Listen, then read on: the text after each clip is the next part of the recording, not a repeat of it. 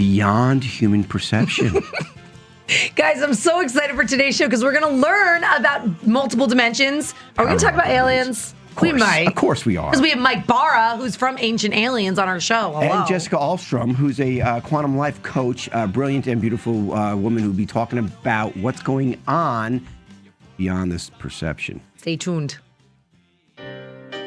You are listening to Awaken Atlanta on the UI Media Network, a conscious way to start your day.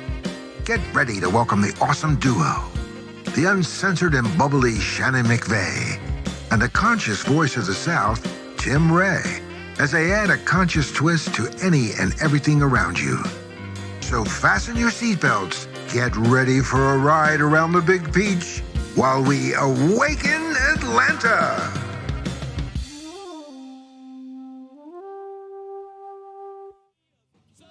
Welcome to Awaken Atlanta. I am Tim Ray, hosting the #1 conscious morning show in the world by myself today. What? Oh, no, I'm sorry. We are literally the #1 conscious morning radio show in the world. So who am I hosting with? What's your I'm Shannon name? McVeigh, everybody. Yeah? You sure about that? I am really who you come to watch, not this guy. You might come to learn from him, but you come to watch me, I hope, more. You see, you'd be more happy. You'd be happy if people just said you're pretty. They don't care what's inside your head. It's really messed up. You know what I was thinking today? I was like, I'm going to make today a great day. I better look pretty for it. Like, why do I have to look pretty for it? Yeah. Why can't it just be a great day without looking pretty? Do you ever feel that? No. Is that a girl thing? It's a girl thing. Ashley, do you feel that way? Talk in the microphone. What was the question? Never mind. To feel pretty? Yeah. Yes. Do you feel pretty? Doesn't it make so you have like a better attitude? Of course. Why are we You like that? kidding? I don't know. Maybe Because we're all girls want to be superficial. wanted and guys want to be loved. Come on. What's the difference? You're joking, right? No, I'm not joking. Guys want to be loved. Guys want to be Guys respected. well, that's part of loving somebody, admiring them for protecting you and making sure you got a roof over your head and the children are being fed. What do you? Just that's like a show some traditional man. respect. Show some respect. What is that? A backhand? Show some respect. What are you gonna slap them barefoot and pregnant? Keep them doing the dishes in the kitchen? So why What does that mean? Listen, Shannon, how are you even going to talk about parallel universes, alternative realities? What's going to come out of your mouth today? I have no idea. It's gonna be above my head, but I'm excited to learn because you know what I'm doing. So Yes. What? I meditated and I saw my higher self and I did a guided meditation and I recommend this for everybody. I don't know if she's real or not. Maybe she's a demon. I'll find out if what she said is true. But I'm like testing it with Jesus. I'm like, all right, God. Well, see, I interviewed Elisa E., who's a high-level MK Ultra survivor, came from the depths of the naval MKO programming, and we talked about God and Jesus. She believed that what helped her get through this programming, this horrible, horrific, satanic programming, was Jesus Christ. But she didn't say it was the religious Jesus Christ. She talked about the etheric, energetic level of the Christ energy. But it was Christ. But it was Christ Jesus. really walked this earth. Well, she says that Christ energy is what really brought her through, and that's much more powerful than, she says, like the Buddha energy or the Right. whatever the energies are out there, other religions. So there may be something to that. I don't know, but that's what she believes. But I think a lot of people get lost in the religious aspects of it. Do you think they get lost in translation? Of course, yeah. I think it's all religions are perverted, in the sense of taken out of context, not shown. I think there's a certain level of satanic overlay and influences in all religions. Do you think even that there's Christianity. satanic in multiverse theories? What is a multiverse theory, Shannon? There's so many multiverse theories. Yeah, One Shannon, is Shannon, infinite universe. without reading the notes, Shannon, what is a multiverse theory? If you had to All right, guess at multi, so a bunch. it. Okay, yeah. Theories on things. Okay. I get it. Okay, but what Universes. But what does that mean? What does that mean to be in a Very another open-minded. dimension? What does it mean to be in another dimension? It's dreaming. I believe when I'm dreaming, sometimes I'm in other dimensions. Is that crazy? A lot of people believe when you're dreaming is really reality. Oh, that's crazy. No, was that crazy? I don't know anymore. Okay. My mind is so blown all the time. Well, think about that for a second. When you're dreaming, right? You're beyond this reality. Like your soul may leave your body. Okay. But why couldn't that be the real reality? Does your soul meet body? Really? I mean, I don't know what that means, but listen. All right, Tommy Ray says, good morning. Sean says, morning, guys. Sean, where have you been? Yeah. I'm calling you out, bro. We needed you on our last show. We got into battles. Hey, you're in a good show here, Sean, so don't worry Yes. about it. So, Shannon, I do want you to hear your perception on when you're dreaming, could that be more of a reality than this reality right now that well, you're I in? hope not, because my dreams are so jacked up. I really hope that's not real. Really? I have the most disturbing dreams that I can't even tell people about. Do you know that it's very symbolic? Like, it's like when somebody kills yeah. somebody or something happens, it's usually a symbolic reasons more so than a literal interpretation of it. Like one time I dreamt about a snake was trying to attack my children, and I was crushing it with my heels of my foot. And there's that Bible verse that says that you'll crush the serpent's head with the woman with the heels of the foot. So I have Satan hanging around me and my kids. I wonder who it was. Sean said, I hate dreams that you are dreaming. You need to get out of the dream, but can't. Yeah, the lucid dreaming, they call it when you know you're dreaming. But lucid dreaming, you usually can control your dreams too. You could decide where you want to go for the most part. And so the more you practice that, the more you can control your dreams, I believe.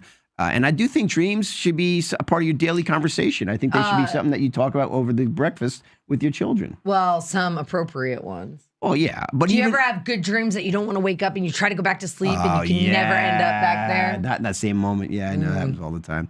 So Can you change your dreams? If you're doing something you don't like, can you say, okay, I'm going to do something else? Or like, you're dreaming, so you might as well fly? Yeah, I don't know. Whatever. I don't know. But my point is, having an alternative universe, another dimension. Let's just define dimensions here for a second. Okay. Because we live in Is it dimension 4? Okay, we live in a 3-dimensional world. Okay, you agree with that? I'm drinking my coffee. I do, sir. Okay, what does that mean to you? 3D. Versus a 5-dimensional world. Craziness. Why don't you explain it to us? Look at him. He's trying. I want to hear your interpretation of it. That's more fun Okay, to me. I than don't me really explaining understand it yet. Okay, 3 is at 3 dimensions. Like you have 2-dimensional, 1-dimensional. You can only see it on a flat line. 3-dimensional, it's cubed. You could actually it comes alive, right? Okay. That's a 3-dimensional for the most part. But when you go to all these 4th, 5th, 6th, 7th, 8th dimensions, whatever it may be. What if flat earthers think about that? Flat earthers are still in the 1 dimension. They're in the 1 dimension still. No. Hey, there may be something to that. I mean, there is not. You really think there's nothing no to such flat thing Earth? as a flat Earth, people? All right. Well, come on. I don't know. I think there's certain arguments that you could like, for example, there's no curvature formula taken into account when you're measuring distance, and why wouldn't you if the world is round? Oh, you're so full of it. They already debunked that. Go look read Did they the really? science. All right. Brett says, life is but a dream. Death is waking up from it. Well, if that's the truth, then why are we so worried about what's going on today and everything else? If this is just a dream. Like give everything no Fs. You got to care about some things. Well, I'm saying if this is a dream, then who really have fun with all the craziness right now? Oh, no. Brett right? says, I'm a flat earther. Sorry if I offended you, Brett. I love you. Sean says, what do newborns dream about? Well, I see they're still developing. See, I believe they're probably still in the soul. I believe this because I was talking to Corinne via Facebook, and she doesn't believe in law of attraction and all that type of stuff. But I'm like, what? Well, she thinks that if we're consciously creating our reality, why would we create like the New World Order? Why would we create all these horrible things? My challenge was that our unconscious mind, our subconscious is 95% of our brain, runs everything for the most part, right? It makes us do things that we're not even aware of that we do. We sabotage our future and everything else. So if our subconscious mind's in charge, which it is, I believe, so would be our subconscious or unconscious mind creating most of our reality. Or every there's just nanosecond. good and there's bad, like we talk about. There's good and there's bad. How can you and make the bad people are creating. How can you make a decision on good and bad if your unconscious is running the show? Because manifesting your reality. There's angels and demons. So you don't believe in angels and demons. You don't believe in heaven and hell. You don't believe in God and Satan. Okay. I'm not saying I don't. All I'm saying is I think we misinterpreted them. I think that we'll find out today. We'll put the test to our special guest. Mike Barra, right, from Ancient Aliens will be on here at 8:30. And then we got Jessica Alstrom at 7:30. And we're going to put the test to him that, listen, if we create our reality, is it more of our subconscious creating our reality and less this kind of black and white and everything's more gray? Well, I mean, my mind is already blown. Guess what? We interviewed Mike Barra at Dimensions of Disclosure with David Wilcox. Is it David Wilcock or David Wilcox? Cock. And who else was there? There was like a bunch of people. Did you just want to say cock on radio? I was just saying He's his so name. immature. I have cocks at the house, my roosters. You know, Okay. we call them cocks.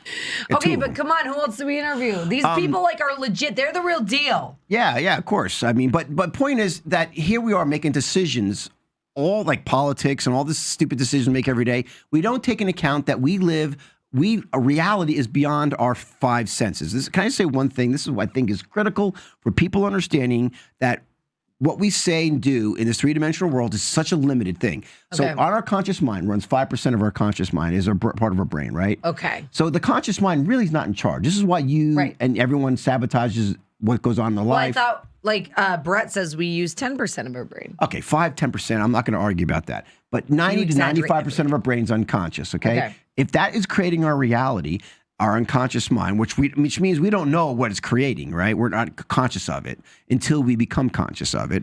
Then this aspect of this making decisions in this three-dimensional world where it's a limited bandwidth, like for example, your conscious world right now, you interpret this world consciously, the 5-10% by what? Your five senses, right? Mm-hmm. Your five I senses. got a sixth one, buddy. Okay, but yes. mainly your five senses. Okay. So your five senses, Shannon, is it limited or is it expansive of what goes on beyond this frequency? I think it's expansive. Okay, so she had a 50% shot on getting that one right. You know, of course she chose wrong, but it's limited because, for example, No, I'm expansive. Okay, but majority Yours might be limited. but the majority of your perception of your senses is limited, like your vision.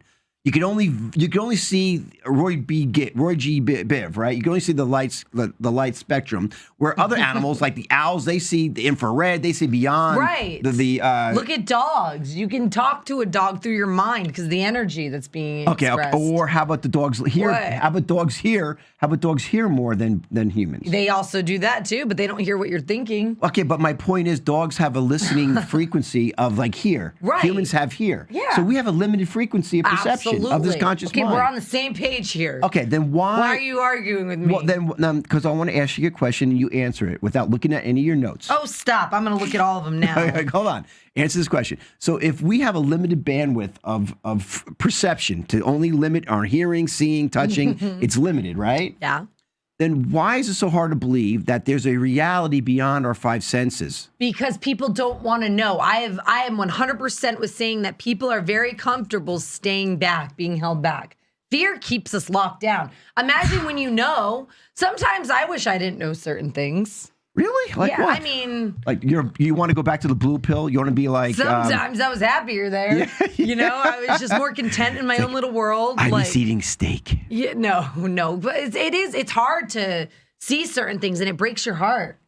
You know, Well, once you see what is. yeah. And then it goes against, like, for me, I was raised a very legalistic, church-going girl. But it brainwashed me. Now I don't think that's who God is. But seeing that for the first time, it breaks your heart because you're like, oh my God, everything I was taught is false, basically. Well, okay, this is looking at the world at black and white, which you're used to, like that Tommy legalism. says, What? give me 10 red pills with no water.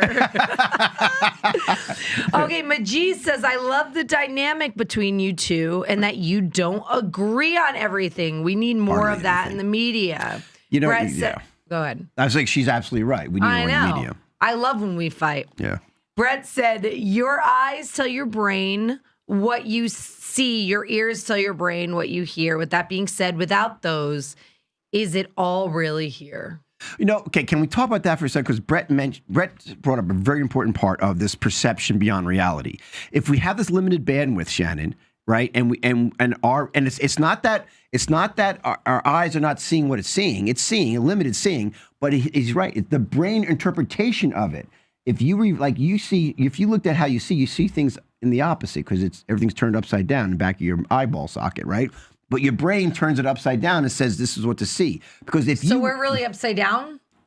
Yeah, kind of, yeah, in a way. But listen, if your brain screens out that, like right now, everything's How do you know that? because it's called, you listen in school. That's what it's called. Yeah, but I still don't get like how You're not scientists know outside that smoking stuff. cigarettes and flirting with the boys. That's what it's called. That's your generation. Yeah, We didn't smoke cigarettes in mine. Jeez, we knew it killed you. All right. So here it is. You have this perception of this limited perception of reality, but your brain interprets this. So you know how we said all the time, like in the Matrix, if you really looked at a human being, since everything's vibrational and energy, and 99.9%, 999%, we're all energy floating. And if we really looked at how we truly looked like, we would see our kind of in a wave formation, like energy Like when coming off people of read you. your auras? Yeah, people read your auras, exactly. But like in the Matrix, like Neo at the end when he turns green and he stops the bullets and he sees He turned green? Okay, I guess you fell asleep that part. I did watch it. Yeah, Okay. I don't think he made it through the whole thing, but number one, I don't think he made it through the whole thing. And number two, that was the most climatic aspect of the whole movie, the whole essence of the movie. Okay, well, keep telling me. All right, so everything turns green, and he sees the Matrix, the world as it really is, and everybody was like, Mr. Smith was floating like energy, and he could go through him and all that, and he saw all the digital stuff. That was the true nature of reality, right? But see, our brain screens all that out, and we see matter only. We don't see the real wave formation of what we truly are. We only see matter. So this matter is the 5%, right, of consciousness. The 95% of reality is all this wave energetic formation, just like in the Matrix, with Neo being everyone energy. So if you know you're 99.99% energy and you're kind of waving of energy, but you don't see it here in this reality because your brain interprets that way. I lost Shannon about 3 minutes ago. I'm so over. Like, no, you just talk so much, it hurts. Billy says, do you think multi-dimensional beings can insert themselves into your dreams? I've had multiple dreams with different scenarios, but the one constant was a woman I've never known or met. That is interesting. Do you think that? That could be an entity, couldn't it? Could be. What do you think? Well, you know, see, I think that we're so scared to look up beyond the reality. Now, I'm not saying that we shouldn't, or we should only focus on the infinite universes and pondering in. But I do think we're here in this three-dimensional, limited bandwidth of experience here for a reason, and I think we should explore that. I don't think we should just get lost in out-of-body experiences or traveling around the universe when you're in dream state and thinking that's where you want to be all the time, because you're denying your reality. We're here for experience of whatever that may be, and I think we should explore that. However, it's fascinating to think about infinite universes. I mean, well, what? There's different universes or theories, but the one that I just read that I feel like is the most legit is the mathematical universe, because math doesn't lie.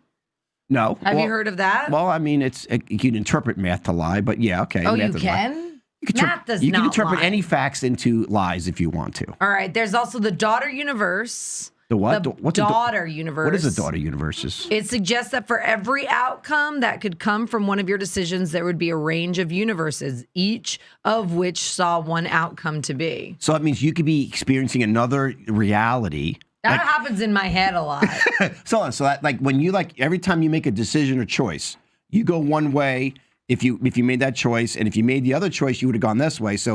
So that reality is occurring, even though you're going this way. So you have another universe, and then that splits off to another reality. So there are. You're saying there's daughter universes. There's the multiple realities of you and I right now.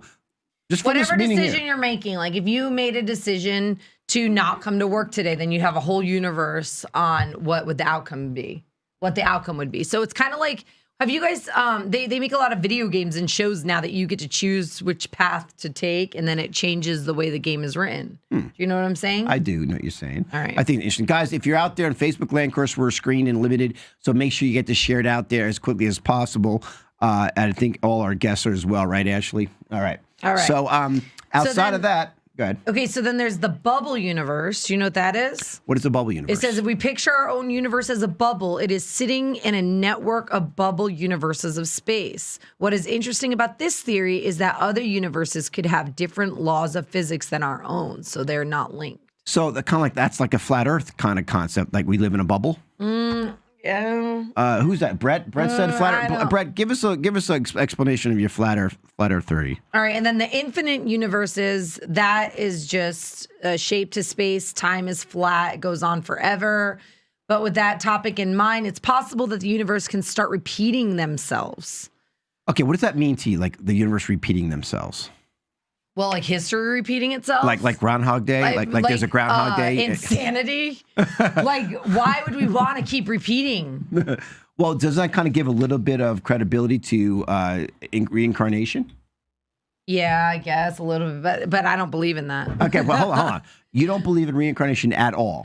I mean, I don't know. I'd like to say I don't know anymore. I Okay. really don't. Okay, so you. I sure hope that I'm done after I pass away this Oh time my and I God, can like come live on. happily ever after in heaven. I just figured how to navigate in this But three-dimensional then you world. still have to come in as a baby and then you're vulnerable. You must have had a good life. I actually, So that's why you're not afraid of coming back. Like the last 38 years of my life have been very difficult. I don't want to redo that. I have a question. yes. For argument's sake, let's say reincarnation exists. What do you guys think you were in your past life? I think I was a man. That Me was too. like I was Shannon was- probably Shannon was a- probably Tim Ray's husband in a past life. God, no wonder I feel so abused, But yeah, she was probably a man, very swagger You know what I want to like. do? I want to be one of those people that make a lot of freaking money off of telling people what their past life was.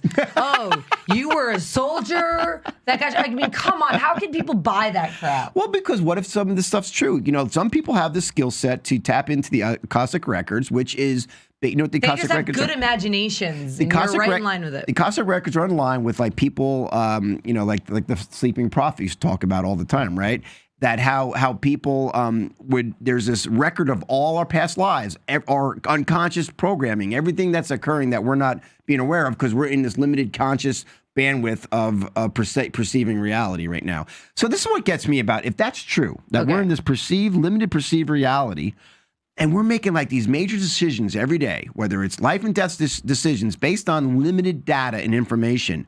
So if we don't take into account the paranormal, take into account aliens, take into account all these things beyond this perceived reality that could be occurring, like attachments. A lot of people don't believe there are negative entity or positive entity attachments. Right. But now you're saying good and bad.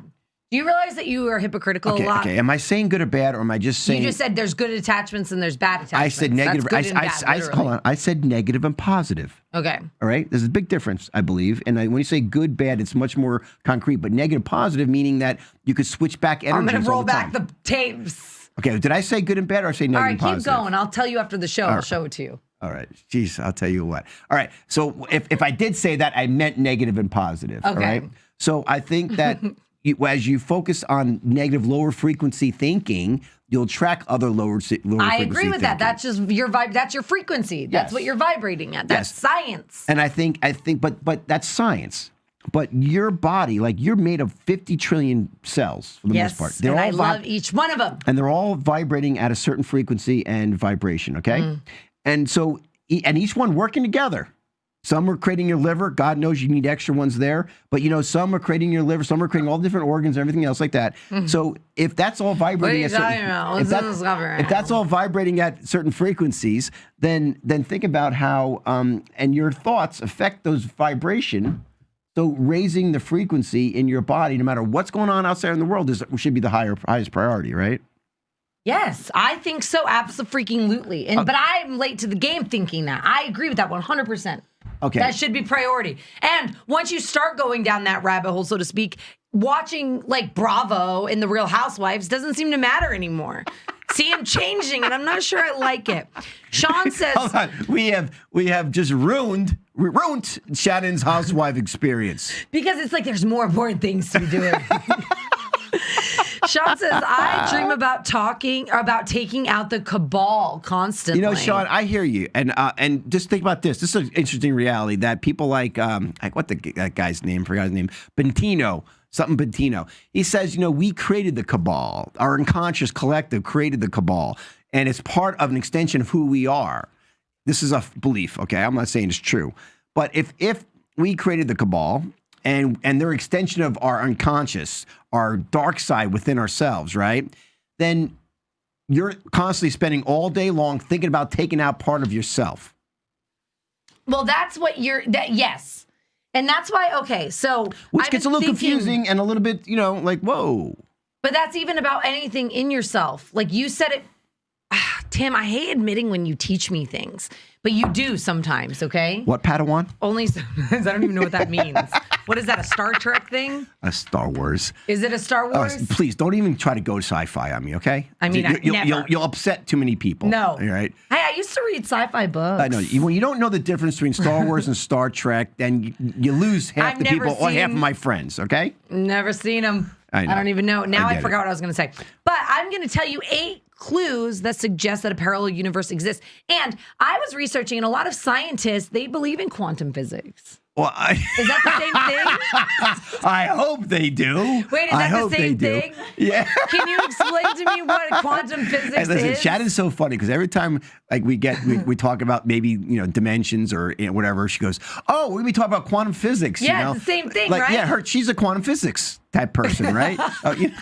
But is it right? Yeah. Well, I mean, a lot of the scientists understand physics is a science that people are very concrete science, and quantum physics, I mean, not as concrete, but it is the extension of that. So yes, quantum physics is actually a very important science. Okay. Ready? Yes, ready. Mysterious ripples in space-time may offer proof of parallel universe. Do you believe that? Repeat that again. Mysterious ripples in space and time may offer proof of parallel universe. Basically, that means that signs of extra dimensions may reveal themselves in the way they impact gravitational waves. Really? There we go.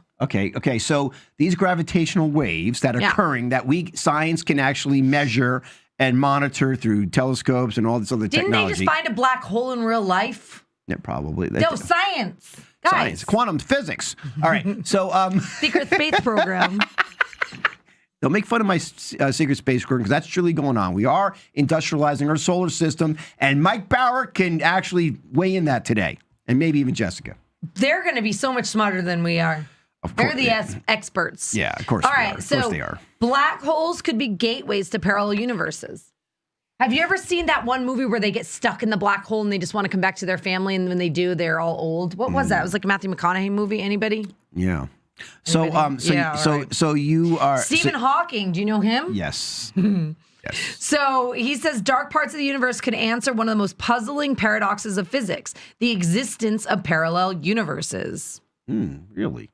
Yeah, it says it's previously been assumed that anything that falls into a black hole would be destroyed and lost forever, but Hawking had a different opinion. Hawking suggests that the black holes are not as black as previously thought. In his opinion, it is highly possible that something to fall through the black holes without being destroyed and enter a parallel universe. But that still goes hand in hand then with the infinite universes or the daughter universe, where what if those other universes are the decisions that you made and with different outcomes? Well, Well, it is mind blowing, but when you bring in like the real hard science, like dark matter, how they can prove certain universes made up of dark matter, and all these other aspects to it, then now I think just it's symbolic of matter versus waves, and this is the whole thing. There's a double-blind experiment. I mean, not the double-blind experiment. I forgot the name what of it. Sean just said real quick, I agree with. He said theories don't count. Yeah. Well, like they kind of do, like we base our gravity, is that a proven theory? No? What do you mean? Well, gravity, It's science. Yeah, I know. Well, flat earthers will actually challenge that. They're saying that there's no such thing as gravity. Well, they challenge that. Sean, I don't remember what the actual belief Sean system of doesn't flat earth. believe in flat earth. It was Brett. Oh, Brett. So explain us to how gravity works in your flat earth theory. Okay. Go ahead. So a mirror world could be hiding behind dark matter. Dark matter is one of the great mysteries of the universe. No one knows what it consists of, and no one has seen it because it doesn't interact with the matter scientists know about. Many scientific labs are trying to detect dark matter since the Earth is moving in a cosmic wind of dark matter. A final identification of what makes up something dark matter would open up new areas of research, including the possibility of multiple universes and other dimensions. Okay, dark matter. What if this is for like God to know and not us? Or do you what if that's like, what is it called? Where it's like you go between two realms, like the gateway. What if that's the gateway? Stargate. Like black holes could be stargates. Interdimensional teleportation. We got. Do you believe you can teleport? Absolutely. See, I don't. Listen, Shannon. I wish I did. It would be fun. Have you ever heard of the Philadelphia experiment? Nope. This is back in the 1940s. The USS USSR? Eldridge. They did experiment. This is part of the Einsteins, all these different, these brilliant scientists, And they were trying to do radar invisibility, so people could not know that it has radar, right? And then what they fell upon apparently was this ability to interdimensionally teleport. And these people on the USS Eldridge teleported from the ship from I think they're in North. But is this real? This is real. They teleported. You from the believe ship. that, but you don't believe a man got on the moon? I do believe the men are. There's much more than on the moon than just a. Can you Armstrong. hold that thought because we got to go to break? Yes, but all right. When we come back, I want to explain the Philadelphia experiment because it's very important. I'm excited to learn. Guys, right. if you're watching via Facebook, share this and make sure you set it to public because that's a new trick that we just learned. Also, we have Mike Barra, Ancient Aliens, on our show. Yes. Stay tuned. If this content resonates with you, don't forget to subscribe to our channel at uimedianetwork.org to stay updated with our uncensored shows. Also, like and follow us at UI Media Network on Facebook, Instagram, YouTube, Twitter, and almost all your favorite podcasting platforms. Most importantly, if you're being censored on social media, write to us at contact@uimedianetwork.org to get your message out. And remember, keep raising that frequency. It's that time again. Time to have fun, play games, and talk to your tribe. Whether you want to talk to a friend, need advice, or just want to connect, we got you. So what are you waiting for? It's time to win cool prizes. Pick up that phone and give us a call at 678-495-4345. Get ready to raise your vibe. It's tribe time.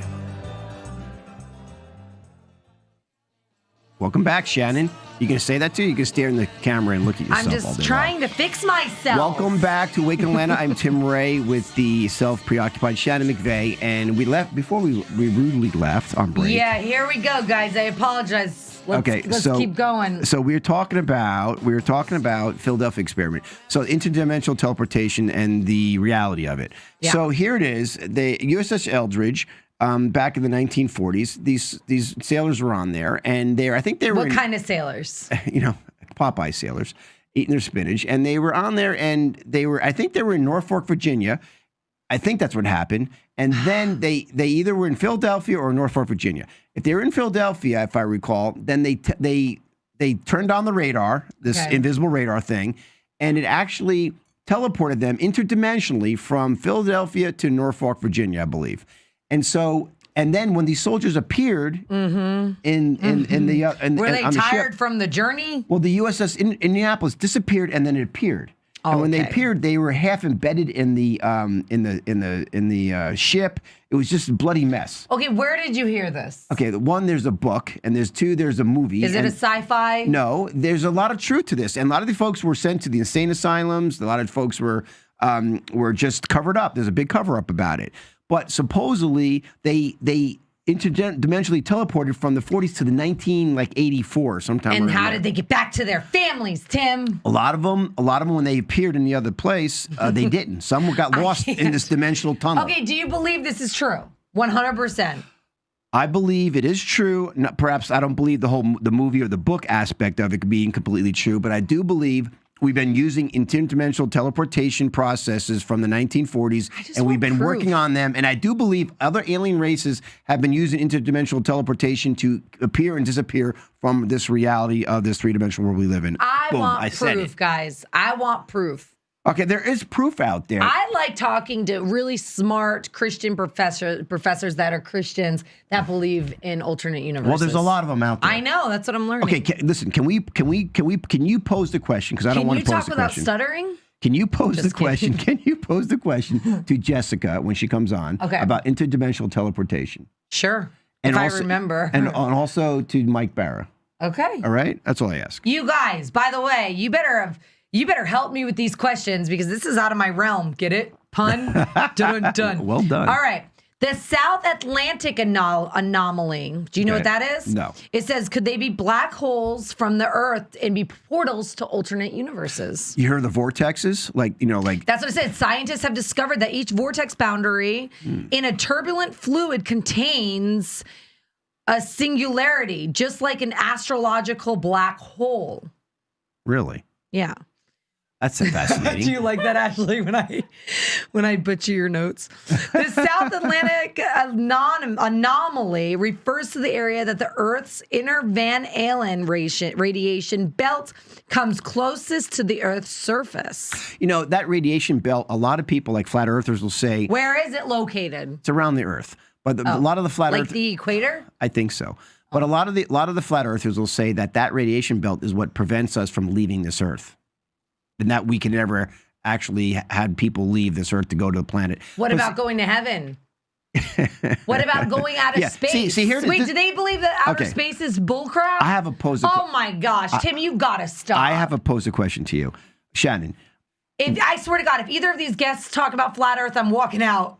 Really? That's ridiculous. Okay, let me This is like we want to have our facts. It's been debunked so many times. Flat Earth. I am not arguing flat Earth. Are you saying that NASA's not real? I No, mean, I know it's. I am not saying either. You're bullcrap, putting like, words in there's a my lot of- you're putting words in my mouth. What do you think that people go to space, or no? Do you think that they just hit something like a bubble? And they can't go further? I am not saying that. I think we have been industrializing our solar system for a long time now, and I do think that we are going into the moon and all these other planets, Mars, through interdimensional teleportation. I don't think it's just an aircraft going out there. Oh my gosh! And I think and I believe. Oh my gosh! Have you not seen Stargate? Tim, stop living your life through sci-fi shows. I am not using. I'm saying all reality is based on these. All these movies are based on the realities. They just kind of pervert it and use their creativity there to make it a little bit more tantalizing. Some things you're so smart on, and then I hear you talk about this kind of craziness, and I'm like, this just makes you go down a couple notches. All right, but what if I'm saying is correct? Have you ever thought of that? That what? We can't fly to outer space. No, I'm saying that we need to watch Star Wars, Star Trek, and Stargate. No, I'm talking in about order to live our life. I'm talking about interdimensional teleportation. Okay. Now, what that means, if we're able to do So that, we that means- teleport. So did Neil Armstrong teleport to the moon? No, I'm not saying Neil Armstrong teleported to the moon. I'm saying there's probably many other people who've been to the moon before Neil Armstrong was there. It's that Neil Armstrong's story was just made up because we've been going to the moon since probably the 30s and the 40s and the 50s. And they just created this 60s experience for everyone through the directors because they had to show somebody that we were going there, but they never want to know what was really going on in the moon process and in our solar system, how we've been industrializing it, and how people are taken off this Earth and are being used as slaves. Slaves right now on these on these solar system in our solar system, help them develop whatever their purposes are. Okay, so human beings are being stolen and taken to other planets to be slaves? I believe that is occurring. Is that why your butt hurt last night? I believe that Anal probing 101? Okay, see, this is what they do. The CIA operatives, like over here, they just try to pick away your belief. Okay. But there's more evidence of that than there's not evidence of proving it wrong. You know that. I mean, I don't. What do you think, Agent? I'm not on your wavelength there yet. Okay, And well, where's my Billy Carsons out there all and the I Mike know Barras? is this. I feel like a lot of people are trying to have logic for the mysteries of life that are beautiful and from God. Okay. And we will never make sense of them. So we try in our human brains. All right, let me pose a question to you. Can I read some comments before you pose a question? Yes. Billy says, what about the toilet bowl theory? We are all swirling back into the black hole in which the Big Bang came from. Sean says, there are trillions of pebble-sized Van Allen belt particles speeding through space at 38,000 miles per hour. It only takes on hit and your spaceship is down. Have you guys heard of the Mandela effect? Yes. Okay. There's a whole movie on that, right? So, you know Fruit of the Loom underwear? Yes. If you had to describe the logo, what does it look like to you? I have like a raisin in it. Fruit. and you Okay. have a- Like a Other fruit than, is there any, basket. okay, there's a basket, right? Yeah. Well, the basket doesn't exist. Oh, maybe it's not a basket. Maybe it's just a bunch like of fruit. cornucopia. Well, supposedly that's actually not the logo at all. Oh, It never it's one was. of those. Isn't that crazy? What do you mean How it our never brains was? Can do you that? put a picture up on that? I know Yeah, what you're I'm talking getting- about. Isn't getting that one. crazy how our brains do that? Yes. There was something else. Do more. Was it the Berenstain Bears? Well, and hence the politics is and the satanic pedophilia and all this stuff going on. They mesmerize you. Or hypnotize or it's the aliens that are messing with our brains. I agree. So, Shannon, I Okay. have an important question to pose to you. And I want to talk about deja vu. Okay, but can I ask this question? Yes. Okay, do you believe in heaven? Yes. I mean, how heartily? If you had it on a scale of 1 to 10 that heaven exists, where would you fall? 10. Okay, do you believe in hell? Yes. On a scale of 1 to 10? 10. Okay. I hate when you're condescending. Is that Just condescending? get to your point. My point is this. Here you are, you believe in this, which has very little evidence. I mean, maybe near-death experiences, very little evidence. About God and the heaven and devil? hell scenario, yes. So, but when I pose the question to the What are you talking aspect, about? There has a lot. no, there's not. Oh. There's not a lot of five sensory information to prove heaven and hell work and God even exists. There's not. Okay. All right. So unless you want to prove it to me right now, go ahead. But here it is. You'll believe this out of 10. But I pose that we're industrializing our solar system. Musk, we have the science, we have the capability of getting there. We know about the sex trafficking and the pedophiles and the slaves and all this. All this is a reality. That's evil. That is reality, but that's evil here on Earth. But I'm posing that to you that we are actually having these experiences. We can go to the moon and the Mars. There's more stuff going on. And there's this industrialization of our solar system, the secret space program, right? But there's more evidence of that because people are talking about it. I believe that we go to other planets. What are you saying? No. You believe it. You believe in heaven and hell scenario more so than you believe in that. So now you're putting words in my mouth. I think that we are scientifically, we've gone to other planets. What are you talking about? It has nothing to do with heaven or hell. Okay, what other planets has man gone to? Oh my God. All right, we're going to talk about parallel universes explaining the deja vu. I can't get one direct answer because from all her. you want to do is insult God all the time. I am not insulting God. You always do it, and I don't like it. I'm not insulting God. You always do that. I am not insulting. Am I insulting God, Ashley? I was looking up the Mandela effect. I have a Star Wars one if you want to hear it. Yes. Okay. So in a galaxy far, far away, the Mandela effect exists. So you know the saying, Luke, I am your father? That's not what he said. Vader said, no, I am your father. Wow. What? Mind blown. Did you see the Fruit of the Loom thing? Yes. That's crazy. That just shows you repetition is more powerful than the truth. That's all. Okay, well, who talks about a basket on Fruit of a Loom? So there's no real How do we go repetition from there. these questions to the Fruit of the Loom baskets? I mean, I don't understand. Welcome to the ADD of Awaken Atlanta. All right. So parallel universes, can they explain the deja vu phenomenon? Most of us, I have deja vu all the time. All right. So it says, in recent years, as more scientists began studying this phenomenon, a number of theories about deja vu has emerged, suggesting that it's not merely a glitch in our brain's memory system. See, and that's another thing that I don't know that I believe. I don't believe that it's something from the past. However, it might be something from the future because of our energies and how smart we are. As we probably were picking up on something, and maybe we visualized it because you believe in visualization. Of course. So that's kind of deja vu. Or dreams. Maybe you dreamt about it. Like me, I'll have dreams that come true. What if it's like in the Matrix? It's actually a breach in the Matrix. Okay, what's the Matrix outside of the movie? I'm talking about the movie. Okay. When you had deja vu and they said, oh my God, something's wrong. There's a breach in the Matrix and the Mr. Smiths are coming. Anyway. Okay. So the biggest thing that I've learned today is that you literally live your life by sci-fi movies. Oh my God, really? You really think that? Well, if that's John a crime, Ross said that's a crime. Call me guilty. What right? does your shirt say, by the way? What does it say? Read it out loud. You gotta read it. Each of us is a spirit in material form. I believe in that. I believe in that. Do you? So we do have some agreements. John Ross said Tesla's car is currently floating through outer space. You know what? It sounds crazy, Brett but what said is true? there is no evidence that God exists. What do you think of that? I mean, I'm not gonna teach their own.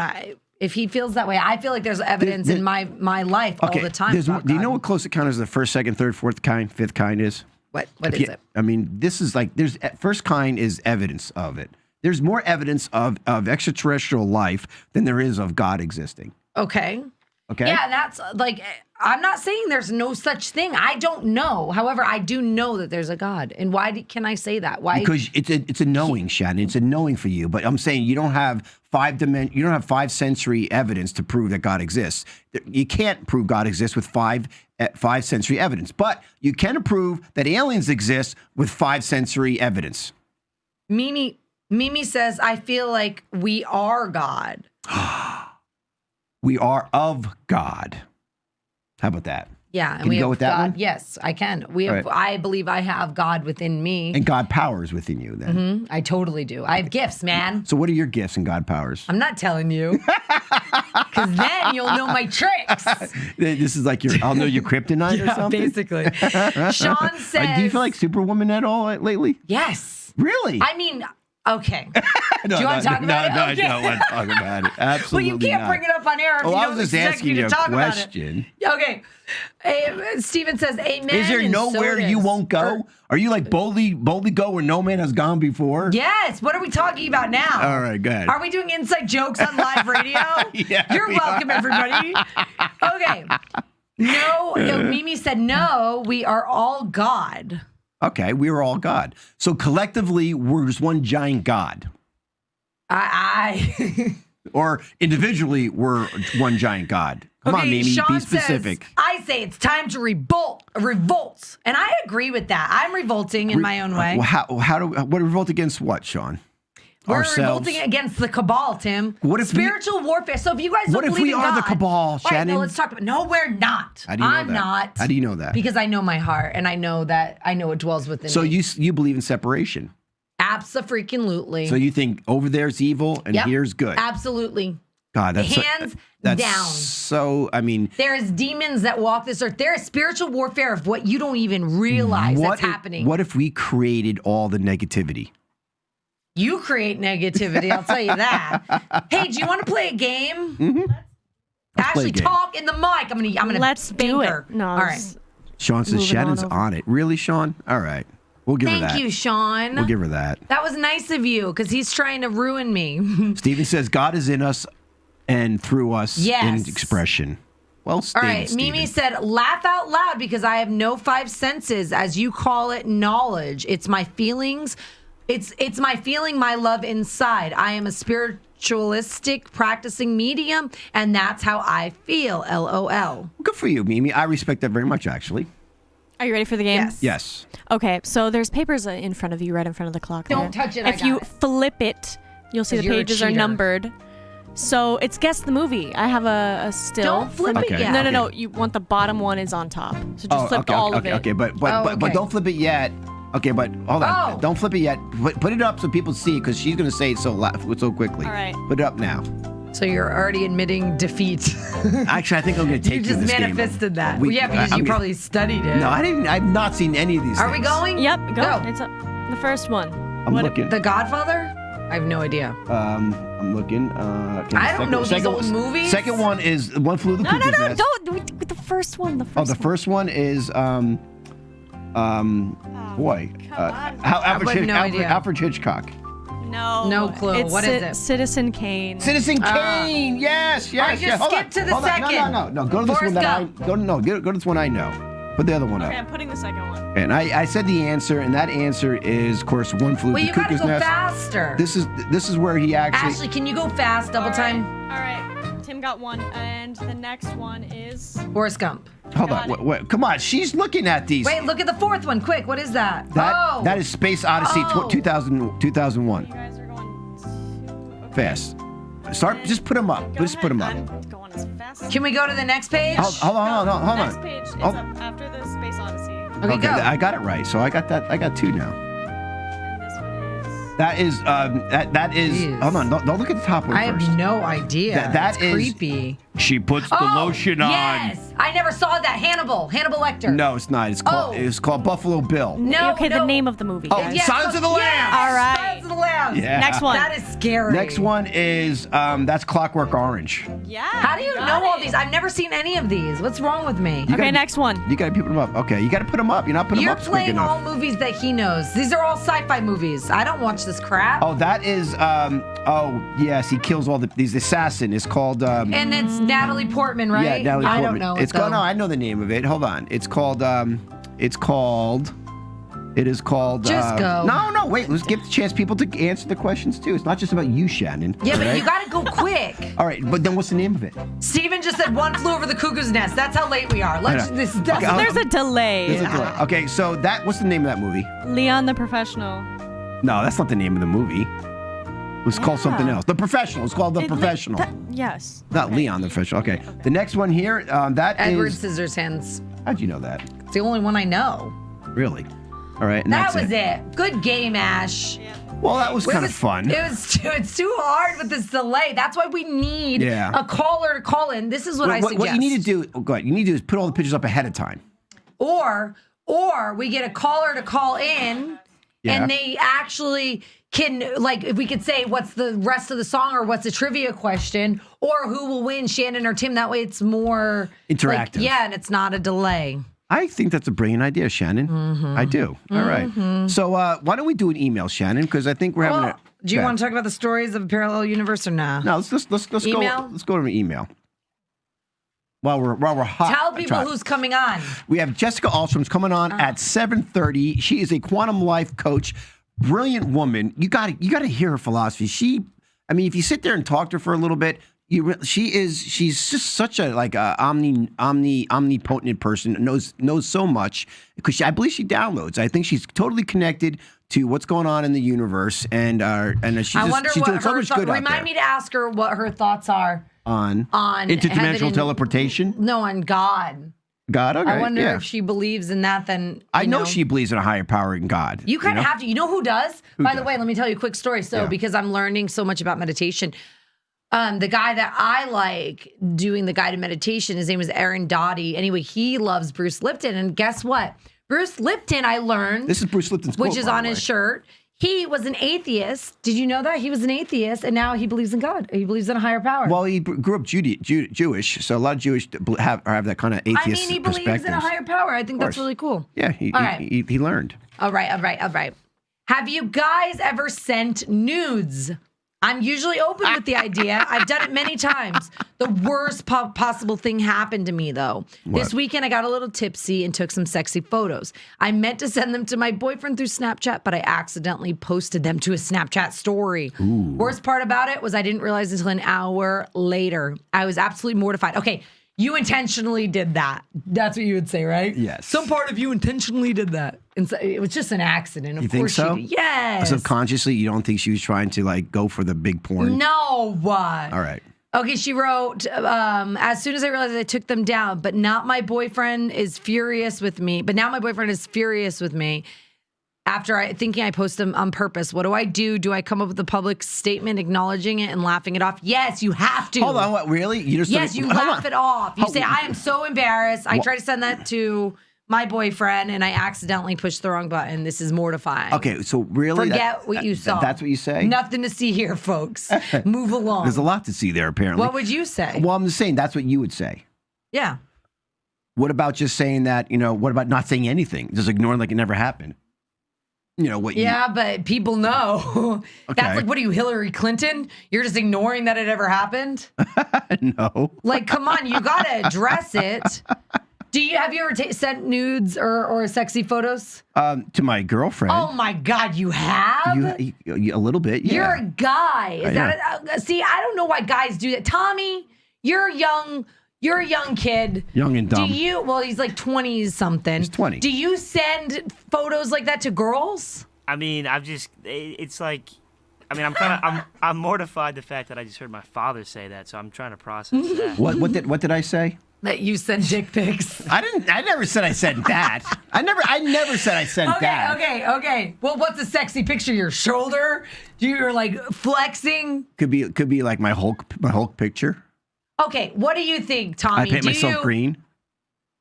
I mean, maybe if it's like a body shot, like if you're like shredded or something, maybe, I guess. But I mean, girls, let me tell you guys, I think I can speak on behalf of women. Ashley, you talk too. I don't think women like dick pics. No. Don't send them. Okay, sexy pictures are not about just dick pics, okay? Sexy pictures could be about, what's a guy's sexy picture?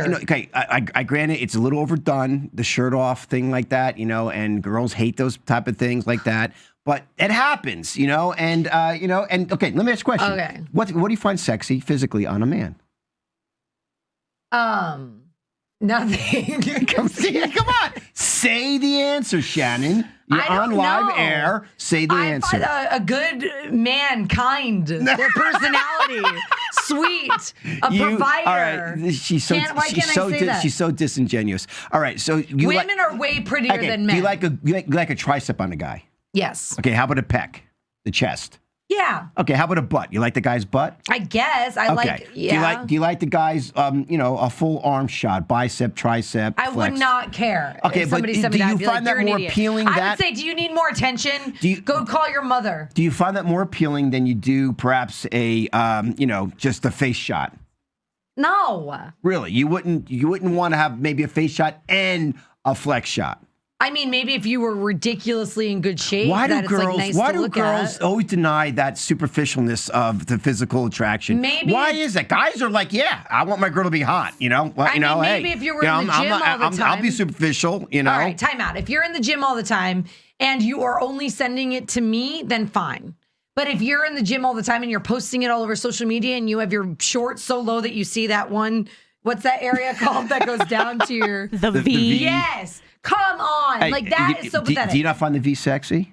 If it was like my person sending it just to me, but when you're posting it all over Instagram, I think you're just desperate for attention. I don't like when men try to be women. Women can do that, though. Women can send pictures all they want because women are beautiful. Men, right, we don't. You were supposed to be the man. Oh my God. Men don't do that. Tommy, is this hypocritical or am I just imagining this? 100%. What's going on here? Help me out here, kid. I guess a little hypocritical, but what's kind of crazy is that, these apps coming out like OnlyFans, girls are able to just make money monthly off guys who just want to see them, naked. Well, and then stuff. stop being desperate, men. True. But they know how weak guys are when it comes to physical sexual. It's not It's that their female fault. power. It's men's idiotic personality. I don't think I like men so much. If you're one of those men that are like paying for the OnlyFans, I'm judging you right now. Shannon, you'd be the first person to show your cleavage on air. Come on. So I'm not, what does that even mean? It means that, you like the men's attention, even though you just said you hate fashion. men. What? You like fashion? I like fashion. Oh my There's God. a total difference. You girls, just own it. Own it, would you? All right, I will say this: if I ever got breast cancer and I had to get my boobs chopped off, though, I would take pictures of my boobs and post them for everyone to see, and then I'd post the after pictures. I would put myself as a sheep as an encouragement to other women. Well, thank you. I would do that. Well, science thanks you. What's the next email? Okay. Hey, what's kind of crazy, real quick, is Bella Thorne on Disney. Recently got on OnlyFans and made $2 million in like a couple weeks. What did she post? What do you post on Cleavage, OnlyFans? It was like a day. It was like a short period of time. Made over $1 million. Good for her. Okay, but what's she show, Tommy? Cleavage, butt, what? How do I not know what OnlyFans is? Stuff like that. What is OnlyFans? Guys, sex sells. It is. It's a part of our reality that we deal with. Men more so than women. I'll give you that much. But don't think women don't know that part of men. You know what? And play so on it. our last show, you guys, if you missed it, by the way, on Tuesday, it was phenomenal. You got to go back and watch it. Some a-hole wrote, "Wear a lower cut shirt, dear." What an a-hole. Like, who do you think you are? I don't even know you. But then she'll wear a lower cut shirt That the is next not true. time. It's fashion. That's really insulting. Is it really? Yeah. You're really insulted by that? Yes. How can you be? How can people be insulted by that? Don't you want it to say, "Hey, girls, can you say most thank you so women- much? I'm beautiful. Thank you. I appreciate that." But you're perverting it by saying that we do it for men. Women dress for women, really. Okay, Ashley, true do you or fall false? for that crap? It's actually true a lot of the time, yeah. All right. Yeah. You guys that don't see our next guest, she's coming on. What's her name? Jessica Alstrom. She's gorgeous. I'm looking at her right now. She looks beautiful. Guarantee she didn't dress like that for men to look at her. Okay, She did it because she feels confident and sexy. Instead of putting she words knows. in her mouth, we'll ask her. I'm when just she so gets on. tired of you men. Ugh. All right, next email. Yes. My best friend ran his bar into the ground. Now he wants to open a new one and is asking me for a loan. I gave him $5,000 for the last bar he opened, but he feels really confident about this new one he's starting. I love him and I support him. He is like a brother to me, but I no longer trust him. No. You say no. You're a freaking grown-ass man. You say no. The money you never even paid me back for last time. There's one thing about borrowing money, guys. When someone... You can't expect it back, right? Well, one, don't expect it back. But two, it's okay if you don't get it back in that sense, unless it's something that's going to devastate you. Then you don't let them borrow it if it's going to devastate you.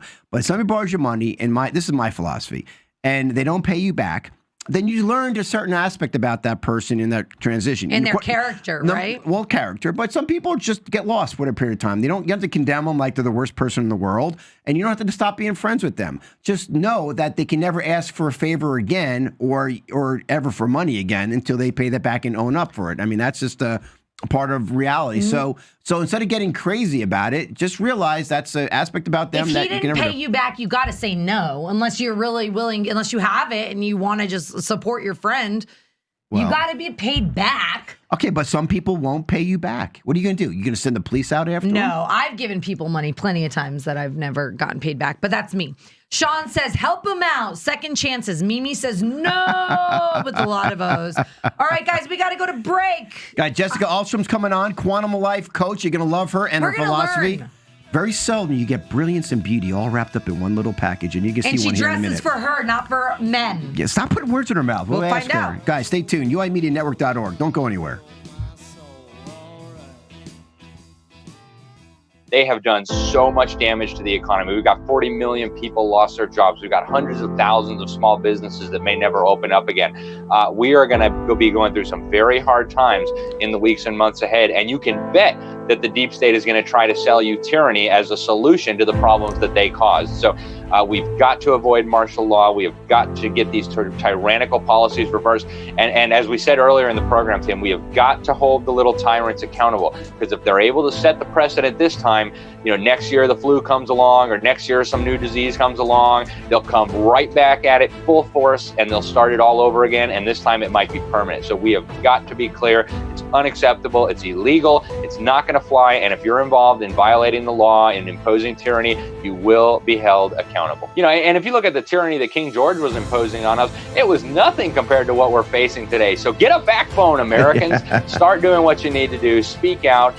Defy lawless, unconstitutional mandates where necessary, and educate your neighbors and your friends. These contact tracers come to your door. Make sure you have the address of your whole city commission, your whole county commission, your state representative, your state senator, your U.S. congressman. And when they say, who have you been in contact with?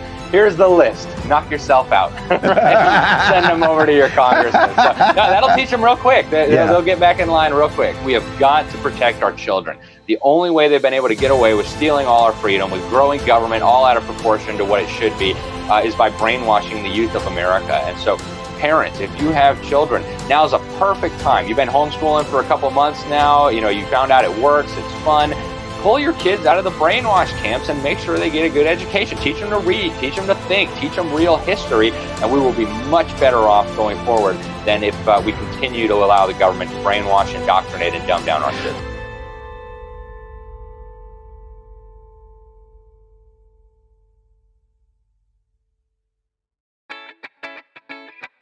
It's the perfect hour, and the stars are aligned. These conscious superstars are here to brighten your day.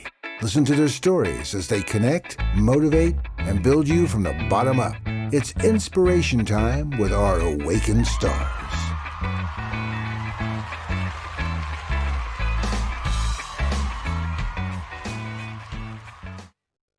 Welcome back to Awaken Atlanta, the #1 conscious morning show in the world. I'm Shannon McVeigh. I'm Tim Ray. And guys, we've been talking about parallel universes, interdimensional teleportation, and much more today. We're going beyond our reality. And helping us with that is a very, very special person, Jessica Alstrom. She's a quantum life coach and much, much more. And we bring her to Awaken Atlanta because she's just brilliant. Jessica, welcome. Good morning. Good morning. Hey, I thought you guys were talking about dick pics. And now we're talking about... Always. By the way, do you dress for guys or for yourself? I dress for the mood. It's all about fashion. See? Told right? you. I mean, come on, you guys. It's like starting to look like Gotham City out there, right? Yeah, that's so crazy. Oh my God, me and you are the same. I swear to God, I said that like 5 times yesterday while watching the news. I was like, it's like we're in Gotham City. We need Batman. Exactly. Go to Nancy Pelosi's district in L.A., and it is Gotham City there. It's a hot mess over there. Well, welcome back to Awaken Atlanta. Because I do not know anything about quantum. You're a quantum life coach. I don't even know what that means. Do you want to express that and explain that to people like me? Okay, quantum life coach is basically kind of a life coach that works in all the different realms. So it's like you got your therapist who's working in basic psychology, right? You got your intuitives. They're dealing with the woo-woo magic of spirituality. And then you have your quantum sciences, which is like you're understanding how limits can turn into possibilities and how the universe is basically infinite. And really what I teach is how to get out of your own way and how to stop living a life based on your programs of the past, because your brain is like a smartphone. And you have all these apps downloaded in it that are just like running in the background, like ruining your life. Mm-hmm. So if we're going to actually take our power back and create an amazing life that we are creating, we actually have to go in and we have to delete some of these programs. Okay. Well, let's time out there. So you truly believe that what's happening in our lives now is being affected because of alternate universes of what we're going through there? Oh, absolutely. Absolutely. 100%. You have to understand that there's a lot more going on than anyone could fractionally understand with your five senses. So how do you scientifically prove that? Because I want to believe that and I want to clear up my life. But how do you scientifically prove that? And which is the real life? Is it this one now or is it another universe? Are we dreaming right now? The real life is the one you're physically focused right now. Okay? This is a holographic universe, guys. So you're having a dream within a dream, within a dream, within a dream, within a dream. And wherever you are physically focused is your reality that you're projecting. So basically what is happening right now is we have all been asking and asking and asking and asking for change our whole life. We knew something was sideways. We knew there was an underworld. We knew shit was going crazy, but we kind of like, well, I kind of like what we're doing, but we're asking subconsciously. And when you ask, it's always given.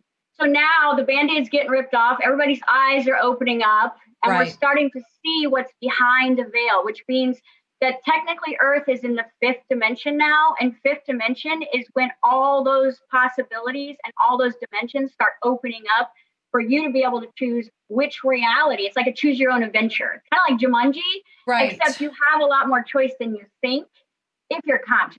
If you're unconscious, you're getting a shit show that most people are getting right now. Okay, so with what is going on with COVID and everything, do you believe that those are like spiritual beings? Like, do you believe that there's a cabal? Do you believe that there's spiritual warfare happening right now because of what's happened in alternate dimensions? And that's why we're going through it right now, because it's what you said, the Earth is in the fifth dimension? I don't believe it. It's a fact. I love that. All right. It is.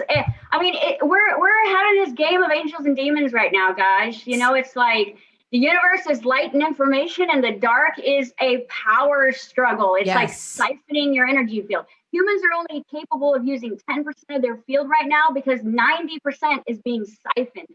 Your fear, your shame, your humiliation, it's like fuel, right? Because here's the thing. When you disassociate from the universe and you leave source energy, which is like the electrical current that runs through us all, when you basically get so far removed from that, you can't create your own source.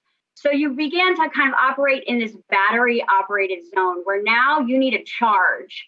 So who's going to give me a charge? I'm not going to get charged from love because I don't resonate with love. I'm going to get a charge from fear. I'm going to get a charge from shame and guilt and humiliation.